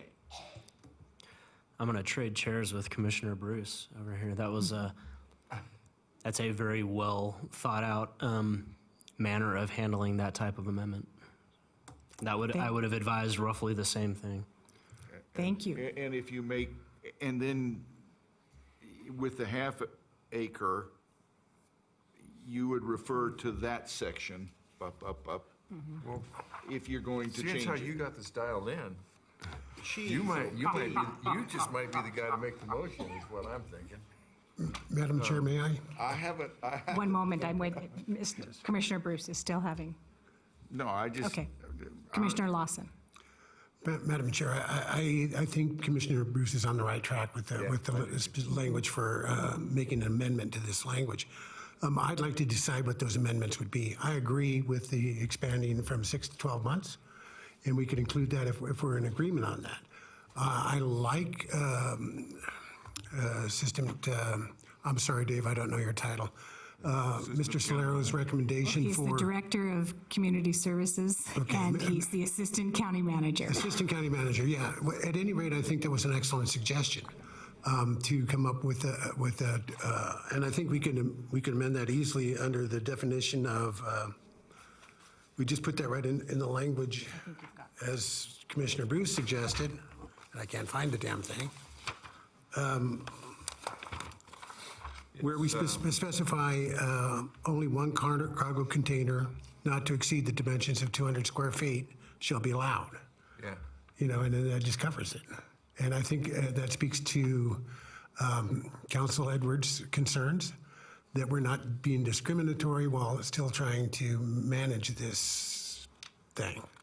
I like that. So one point of clarification from Kelly, and I'm sorry, Madam Chair, but Darcine and I were confused about the other dimensions. I heard you say that 40 feet and 40 by 10 by 9 was in the old code. Is that going away? And could we include that in as a definition of a cargo container? It is in the current code that was proposed to be removed with the current update. So if we could amend that section to include that as part of the definition, that a cargo container As the maximum. as a maximum would be 40 by 10 by 9? Certainly is a possibility if the commission wishes to make that change. Darcy, does that? I have a point. Sure. I Sorry, think Madam Chair. Commissioner Bruce. I think a standard high container is actually 9.5 feet tall. Yeah, there's two types. There's the 8 foot and then And there's then, what they call high. the high The one foot is can get in. 9.5 feet, not 9. Okay. I'm just, Sure. Want to make sure that we don't create a problem. Exactly. And if I may, Madam Chair? Certainly. Based on that variability, the fact that there are several different styles and sizes of cargo containers, certainly that was one of the reasons for removing that size limitation. I do not know off the top of my head what those maxes are. I'm somewhat uncomfortable with establishing a new number without having done that research first. Okay, I just wanted to point that out.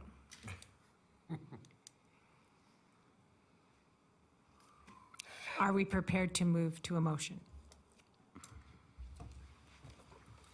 I'm not prepared to make a motion, but I support amending the language to have appropriate limitations that we've been The limitations discussing. on half acres. and Right, So right. not to exceed 200 square feet. Right. And to amend the language to extend the permit to 12 months. I think that those are all rational types of things that we should be allowed to And then to do. offer for consideration 10-foot by 9.5-foot by 40-foot maximum. No. No, okay. No. No? Why not? No, because there's, I would just suggest that aren't we really concerned about the half-acre lot? We are, yes. That what we do is say that the half-acre cannot have a shipping container that has more than 200 square feet of floor space. Bang. Because a 20-foot container will have 160 square feet, even if it is 9.5 feet tall. Exactly. Mhm. Okay. Yes. Does that make sense, Counselor? If I could, Yes, Mr. Lloyd. I would ask for real clarity. So if you, the maker of the motion, if you are to provide that limitation, I would be very specific. Say between, under half an acre, Not to exceed not to 200 exceed square feet. 200. Right. And then over an acre to, over half an acre to an acre, if you wanted to talk about that, or, I think we're mostly concerned about under half an acre. perfect, thank you.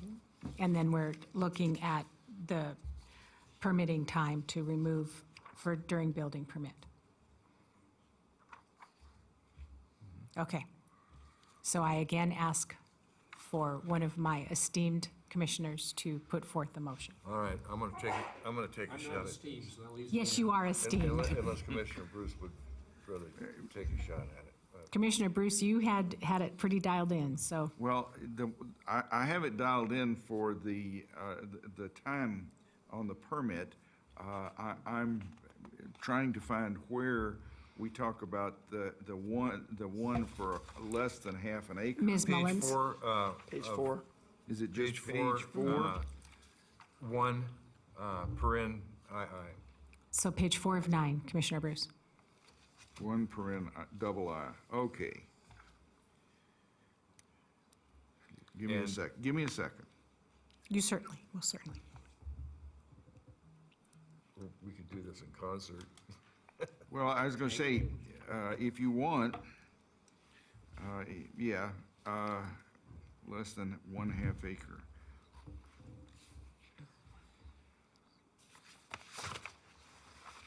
Limited to, Wait a second. Okay. All Yeah, right. very easy to say only one cargo container with maximum square footage of 200 square feet. Maximum size of 200 square feet. One cargo container with max 200 square foot. Okay, square feet. See, we can do this all together. Until Mr. Edwards says we can't. he's not through with the shed, though. He's still smiling. Okay, if you want, make that, and I'll read the amendments. All right. Is that acceptable? Is that okay? I believe so. Okay. Commissioner Chesney, followed by Commissioner Bruce. I move that after giving reasoned consideration to the information contained in the staff report and information received during the public hearing, the Washoe County Planning Commission recommend approval, WDCA 18, have I got the right one? Yes, Yes. item Yeah. 8B. Yeah, okay. To amend the Washoe County Code, Chapter 110, Development Code, within Article 306, 310, and 902, as identified in Exhibit A. I further move to authorize the chair to sign the resolution contained in Exhibit A on behalf of the Washoe County Planning Commission and direct the staff to present a report to the commissioners, Of this commission's recommendation recommendation. to Washoe County Board of Commissioners within 60 days. At today's date, this recommendation for approval is based on all the following findings in accordance with Washoe County Code Section 110A with the following amendments. Section 110.306.10, parenthetical G, item sub 1, sub double I, it shall be amended to read, only one cargo container of not more than 200 square feet of floor space shall be allowed on a parcel of land less than 1/2 acre in size.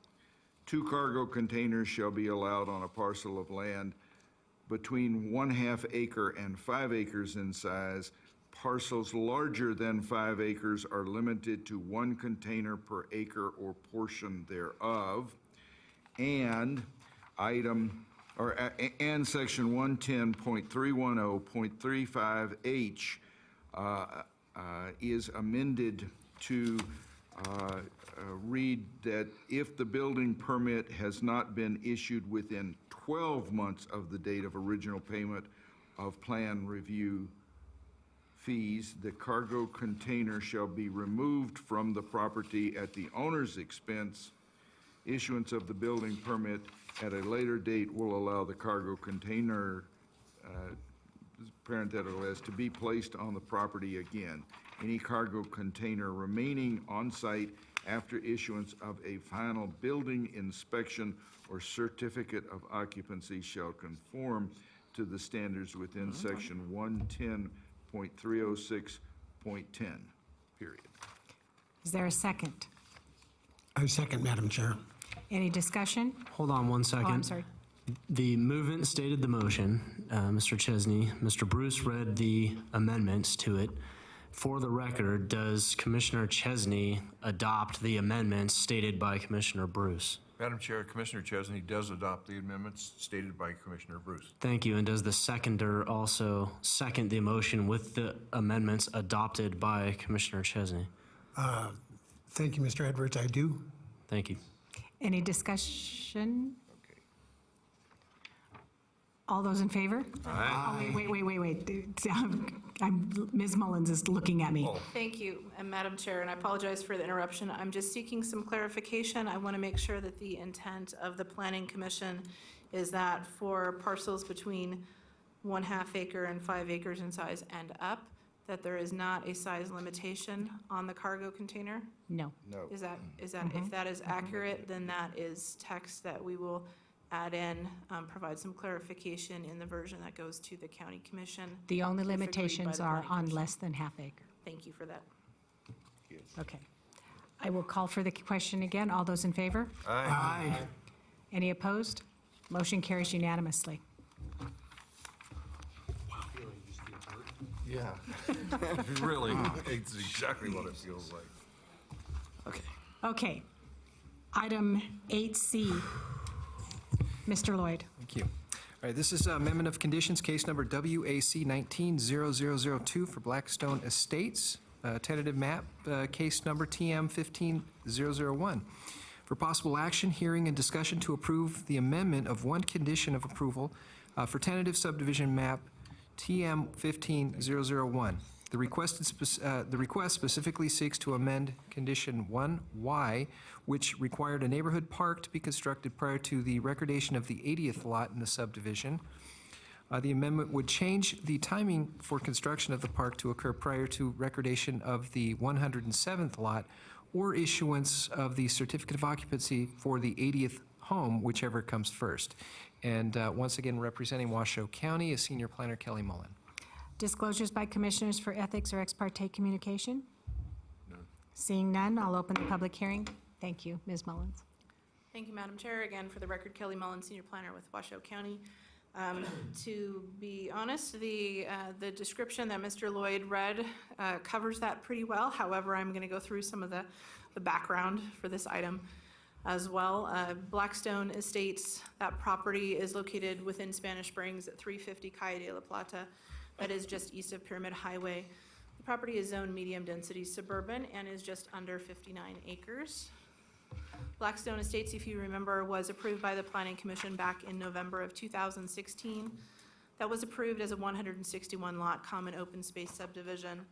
There was a significant amount of common open space that was included with that approval, including a 1.5-acre neighborhood park along that western property line. The original conditions of approval did require that that park be constructed prior to recordation of the 80th lot. And as indicated previously, this request is seeking to change that condition, condition 1Y, so that construction of the park would occur prior to the recordation of the 107th lot or prior to certificate of occupancy on the 80th home that is constructed, whichever is earlier. So this particular site plan, you can see on the lower portion, it shows a large open space area. That lower property line is actually the western property line. Within that is where the proposed park site is located. This shows the specific change to the language. The blue underlined text is what would be added and what is included in those amended conditions of approval in your packet. And in terms of the reason for the request, the applicant is currently working with Washoe County's Parks and Open Space team regarding potentially using the residential construction tax to help fund a portion of the construction of the park. There have been some staff shortages with our parks team, so that has resulted in a slight delay and the current request before you to change the timing on construction of the park. In terms of the agreement itself, or any such agreement related to use of the residential construction tax, that would be reviewed by and heard by the Parks Commission as a separate action. Park staff has indicated support of the request, that they have no issues with the proposed request. There are no negative impacts anticipated as a result of the change in the condition. Staff does support this request. And it was heard by the Spanish Springs Citizen Advisory Board back in April. There were some questions related to the reasoning behind the change, and the CAB did vote unanimously to recommend approval. Public notice was provided per code standards, went out to 41 owners of 80 parcels nearby. All of the reviewing agencies shown on the screen did receive a copy of the requested change, and we had no issues come back from any of those reviewing agencies with the request. So the tentative map findings that were originally part of that approval for the overall subdivision, it's believed that those can still be made. And if you agree with staff's recommendation, a motion for approval is provided for you on page 6 of the staff report, as well as on the screen. With that, I'd like to conclude my presentation. I'm available for any questions. Thank you. Thank you. Do we have any public comment on this item? We do. Dan Herman.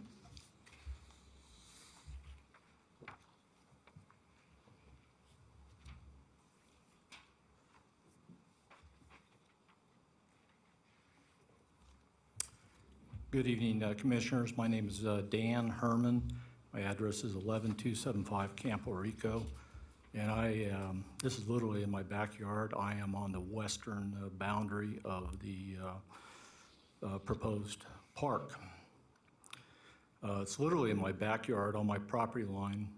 I'm concerned about the timeline of the neighborhood park in Blackstone Estates, specifically the plot map recording versus the certificate of occupancy of the 80th unit, or the recording of the 108th lot, which would really be phase 3 as per my understanding of this project. This is a big give to the developer, and it's unnecessary. This is a public park funded by our tax dollars through the park department. So the developer is requesting this change because the agreement with the Parks Department for the residential construction parks tax agreement RCTA is delayed because of staffing problems, and I had talked to the park, and yet there is a staffing problem. The developer states in his application that the anticipated delay to the park construction is 6 to 7 months. I don't have a problem with that. And that's on paragraph 2 of page 5 of the amendment of the conditions application in your package. My problem is the park not getting built. If the economy goes south, the developer has language in this change of the request, the agreement, to basically delay to the certificate or to the C of O for the 80th unit.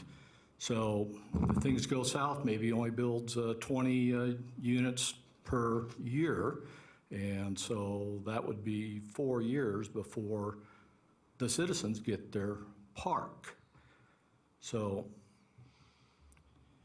the developer should be required to comply with the original conditions of the approval that you all made. There is no reason to delay the park construction. All that needs to be done is to add a condition that the developer has 7 months to complete the park after the signing of the park's agreement. So the developer says, I need 6 or 7 months delay. Great, he can have his 6 or 7 months. Keep the original language for the approval of this project, then just put a paragraph in there that he has 7 months to complete the park after the signing of the agreement. Thank you. Thank you. Any other public comment? No further public comment. So I'm closing the public comment period and bringing it back to the board for questions. Madam Chair, Yes, is, Commissioner Moran. is there, Kelly, or somebody, is there a change in who's paying for this as part of this? I mean, you're talking about the construction tax or whatever it is. I mean, was the developer going to fund this and now it's not going to be funded directly from the developer? Thank you for the question to the commissioner through the chair.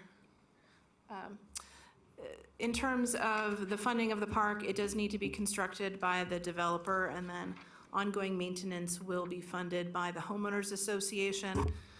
There are certain instances where developers can work with the parks team related to that residential construction tax, which they will be paying on every lot, to be able to get a refund for a portion of that, to pay for a portion of construction of the park. So whether or not that is something that the Parks Commission agrees to, that's up to them as part of a separate agreement in terms of how that funding piece lays out. And the applicant's representative, Mr. Massel, is here today as well. I would like to give him the opportunity to answer that question or any other questions from the commission as well. I'm not sure if he had anything that he wanted to add to this particular item. Thank you. I'm not sure if so it's still up for debate as to whether this, did you have a comment you'd like to make on my question? Yeah. Please. For the record, Carl Matzel, I'm the applicant's or the owner's representative. Your question was basically. Speak into the microphone, please. Closer to the mic, please. Yeah. Right here. Does the taxpayers pay for this park? No. The residential construction tax agreement gives us the ability to collect $1,000 per lot through the building permits that we pay, so that's $160,000.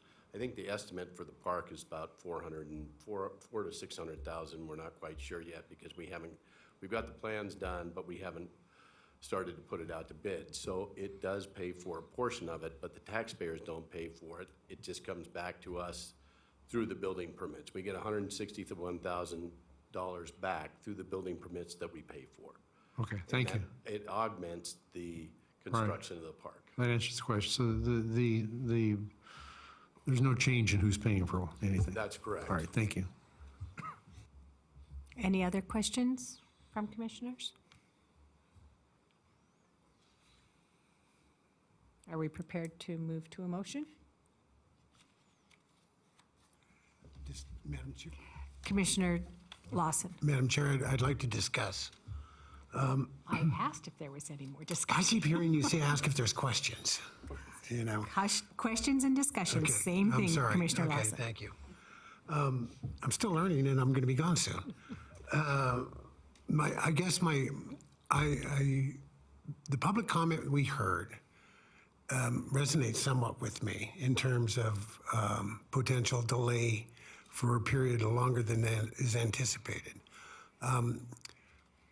Kelly, I mean, is there room here to amend or modify the language in the conditions, or? Thank you for the question. I do want to point back to the agenda description, and I'll probably refer over to Deputy District Attorney Edwards. The agenda description was pretty specific in terms of the amendment changing the timing specifically related to prior to recordation of the 107th lot or issuance of the C of O for the 80th home, whichever occurs first. I don't know if introducing an additional or different time trigger at this point would run afoul of agenda description requirements for open meeting law. I'll defer to counsel for that. So I guess my thinking on this is, in this type of situation, usually what I conclude is that you can do up to what's allowed in the agenda, but maybe not go all the way to what is allowed in the agenda, but you can't go beyond what's allowed in the agenda. So the agenda would allow you to extend the time that they have to construct this park. And so any changes you make that would be within the amount of the extension that you could allow would be appropriate. So let's say, I'll just give you an example. If they were applying for a 100-day extension, I think you could approve a 90-day extension. But I don't think you could approve a 120-day extension. And so I think that same concept would apply here. I don't know specifically what you would have in mind or how you would word it, but that's the concept I think that governs here. Thank you for that clarification, Nate. So an amendment that would include the language offered by the public testimony that would say, yeah, we're going to allow an amendment to the original conditions that includes the language that's been offered as part of the motion, but add on to that it shall not exceed 7 months from the finalization of an agreement with whomever.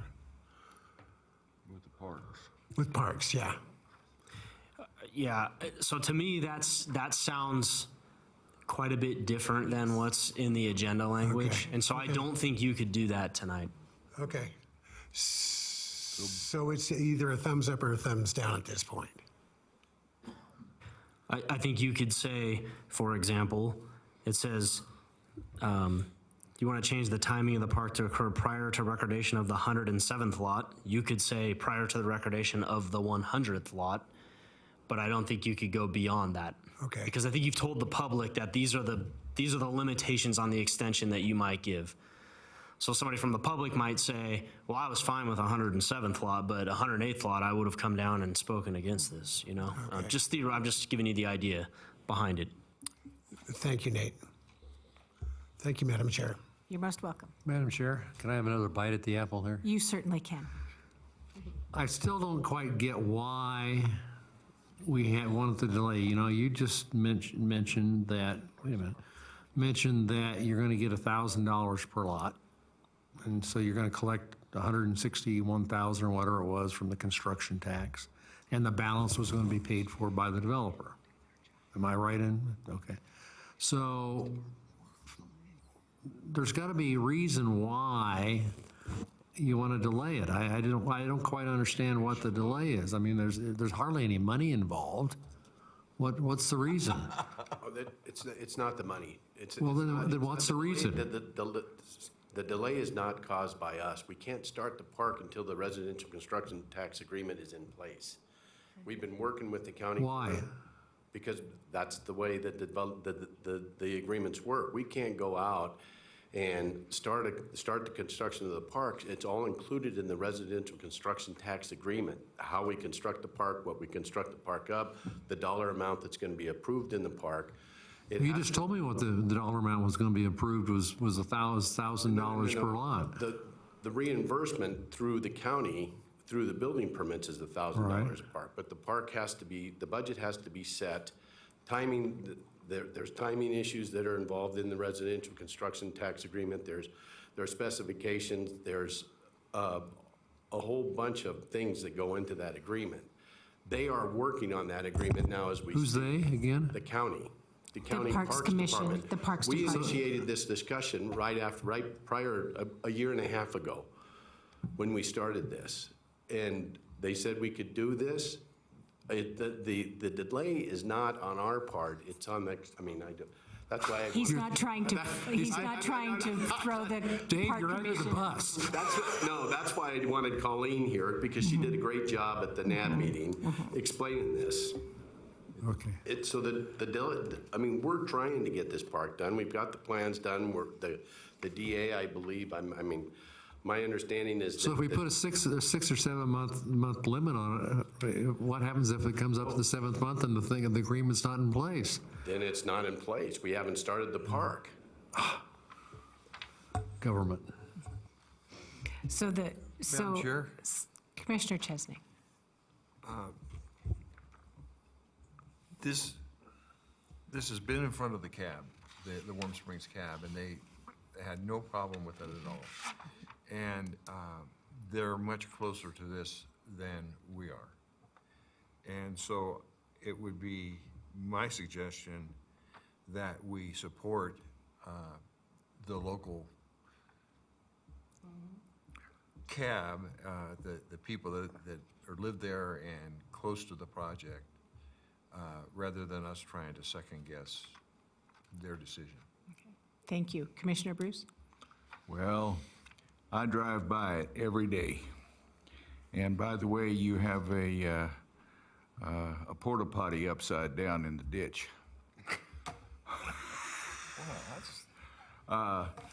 Be that as it may, I have a question as to what does this extension do as far as you've been doing a lot of grading. It's been a lot of grading. What, as far as you recording lots and beginning construction, does this change impact as far as putting up structures? I can tell you that we have a grading permit. We're still trying to record the maps. The maps haven't been recorded yet. We're still going through the review process with the county. Due to staffing, it's been pretty slow, you know.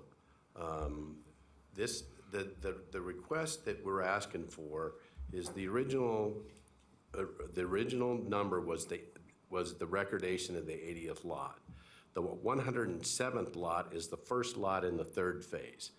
Because when we start construction, when we actually record a map, we have the second map already in process now, completed and ready to go, and start the process through the county, because it's been taking 6 to 7 months to record a map, just because it's getting more difficult to meet the conditions of approval.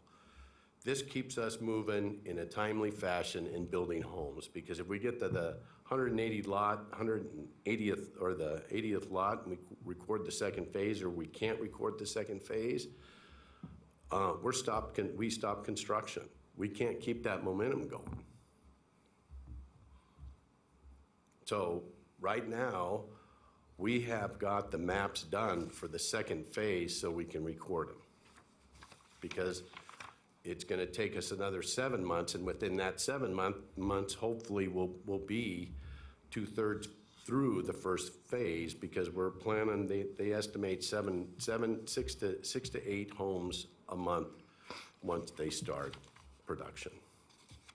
So your phases are basically 40 lots a phase? Correct. Right in there, approximately, yes, sir. Yeah.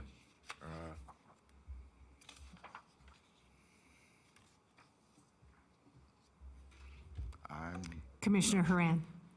I think Mr. Chesney is brilliant in his assessment, and I'm prepared to make a motion. Please do.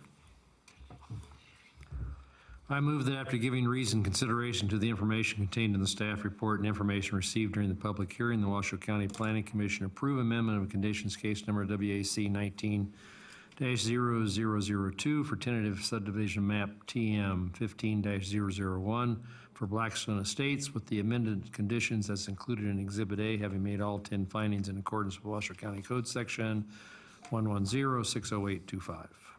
Is there a second? I second the motion. Okay.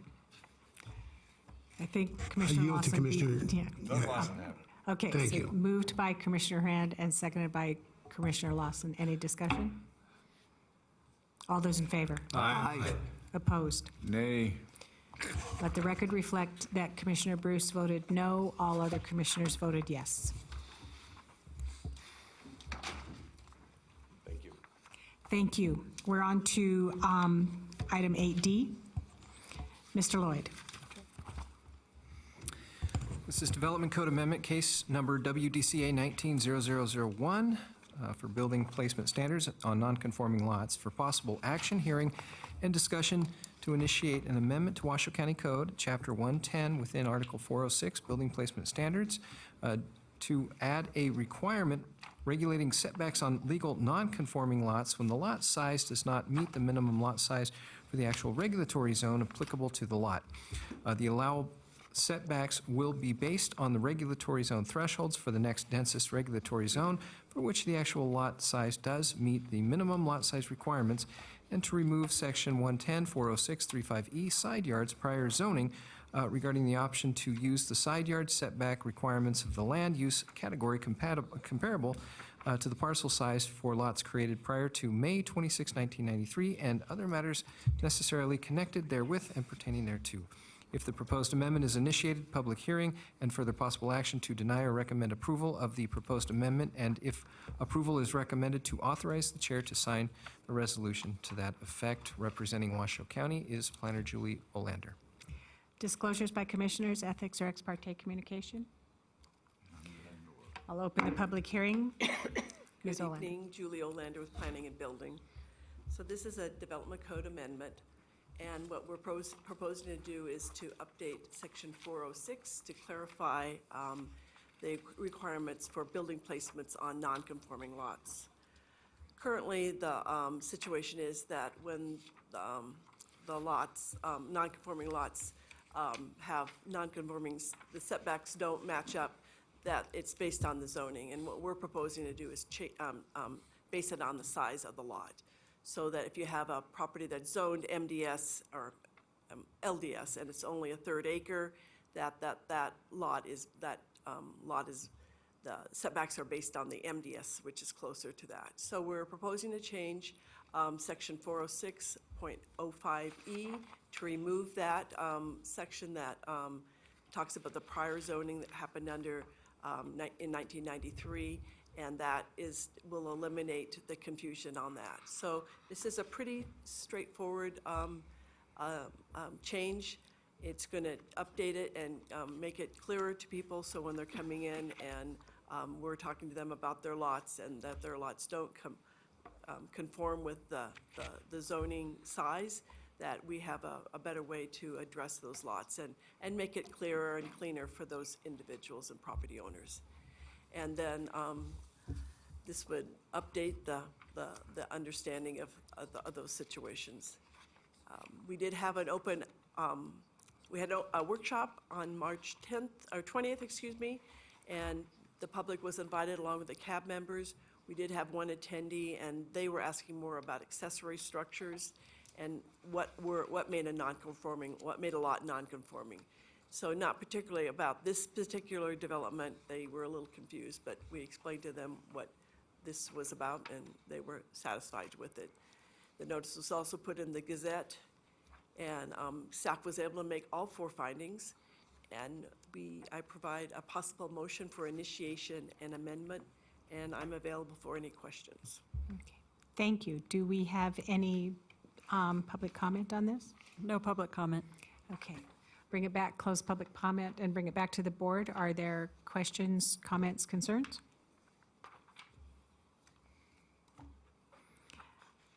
I will ask for a motion. Madam Chair, may I? Commissioner Lawson. Madam Chair, I move that after having given reasoned consideration to the information contained in the staff report and information received during the public hearing, the Washoe County Planning Commission initiate Development Code Amendment WDCA 19-0001, recommend approval and authorize the chair to sign the attached resolution. Is there a second? I second. It's been moved by Commissioner Lawson, and I think Commissioner Chesney beat you out this time, and seconded by Commissioner Chesney. Any comments? All those in favor? Aye. Aye. Opposed? Motion carries unanimously. We're now to item 9, Chair and Commission items. 9A, future agenda items. Madam Chair, may I? Commissioner Lawson. Madam Chair, several months ago, I made a request of staff to inform me with regard to the process for reviewing engineering and technical reports and support of technical tentative map approvals. I have subsequently met with staff and had some very productive conversations with both Trevor Lloyd and Dwayne Smith. I would like an agenda item for the June meeting to report back to this board on those findings and recommendations for moving forward in conjunction with Trevor.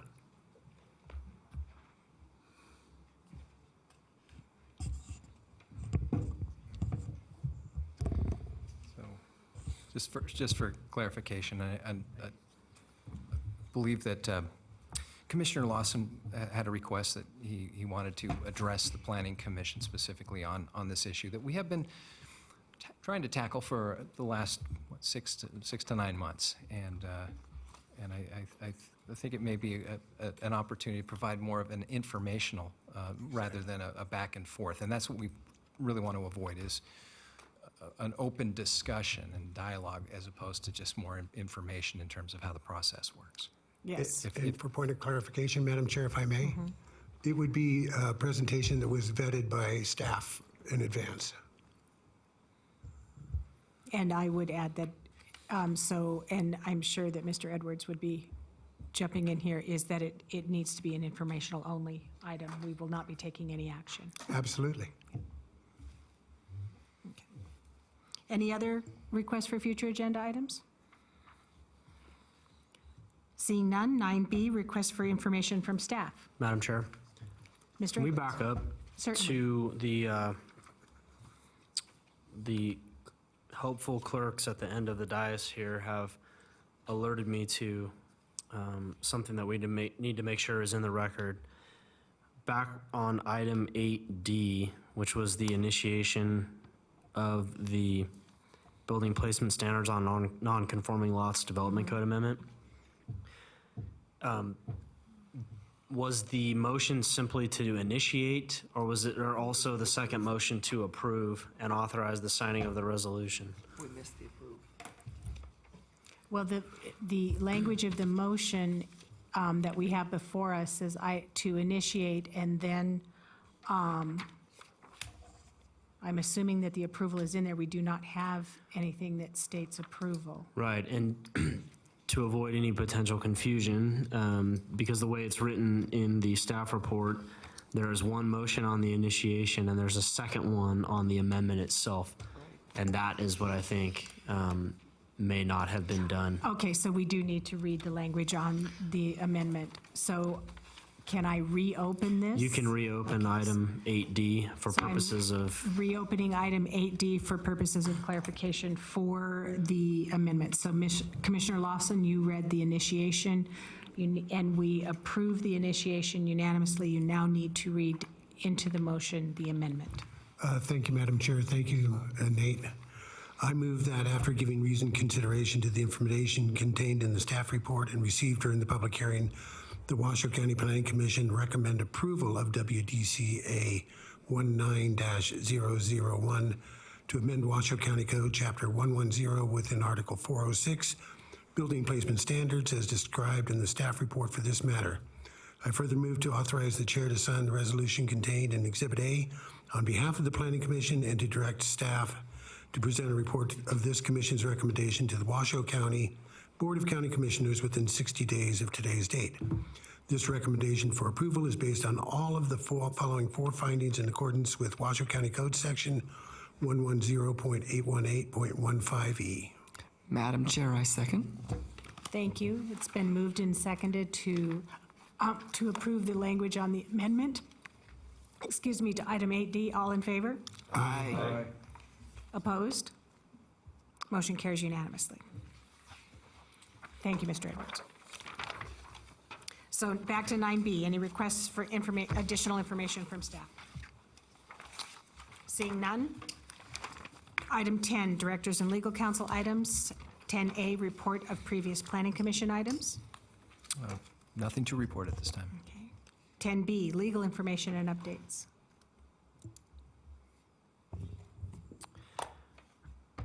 Prado Ranch was a petition for judicial review that was filed. That was a subdivision out in the Lemon Valley area that was approved by the county commission. And the court dismissed that petition for judicial review for lack of standing. We are not sure yet if it's going to be appealed or not, but that's the status of it at this time. So that's my update to you. Thank you. We're item 11, general public comment and discussion. Any public comment? We have a card for Lori Beach, but I do not see her in the audience. Lori Beach is not here. I would offer into public comment, if I may, to my fellow commissioners. Three of us are diligently working on the regional plan update, and I invite all my fellow commissioners to stay abreast of all of the updates that's going through that. And if you so desire, we're here tomorrow night. A motion to adjourn. Motion to adjourn? Thank you. All in favor? Aye. Thank you for a very productive meeting.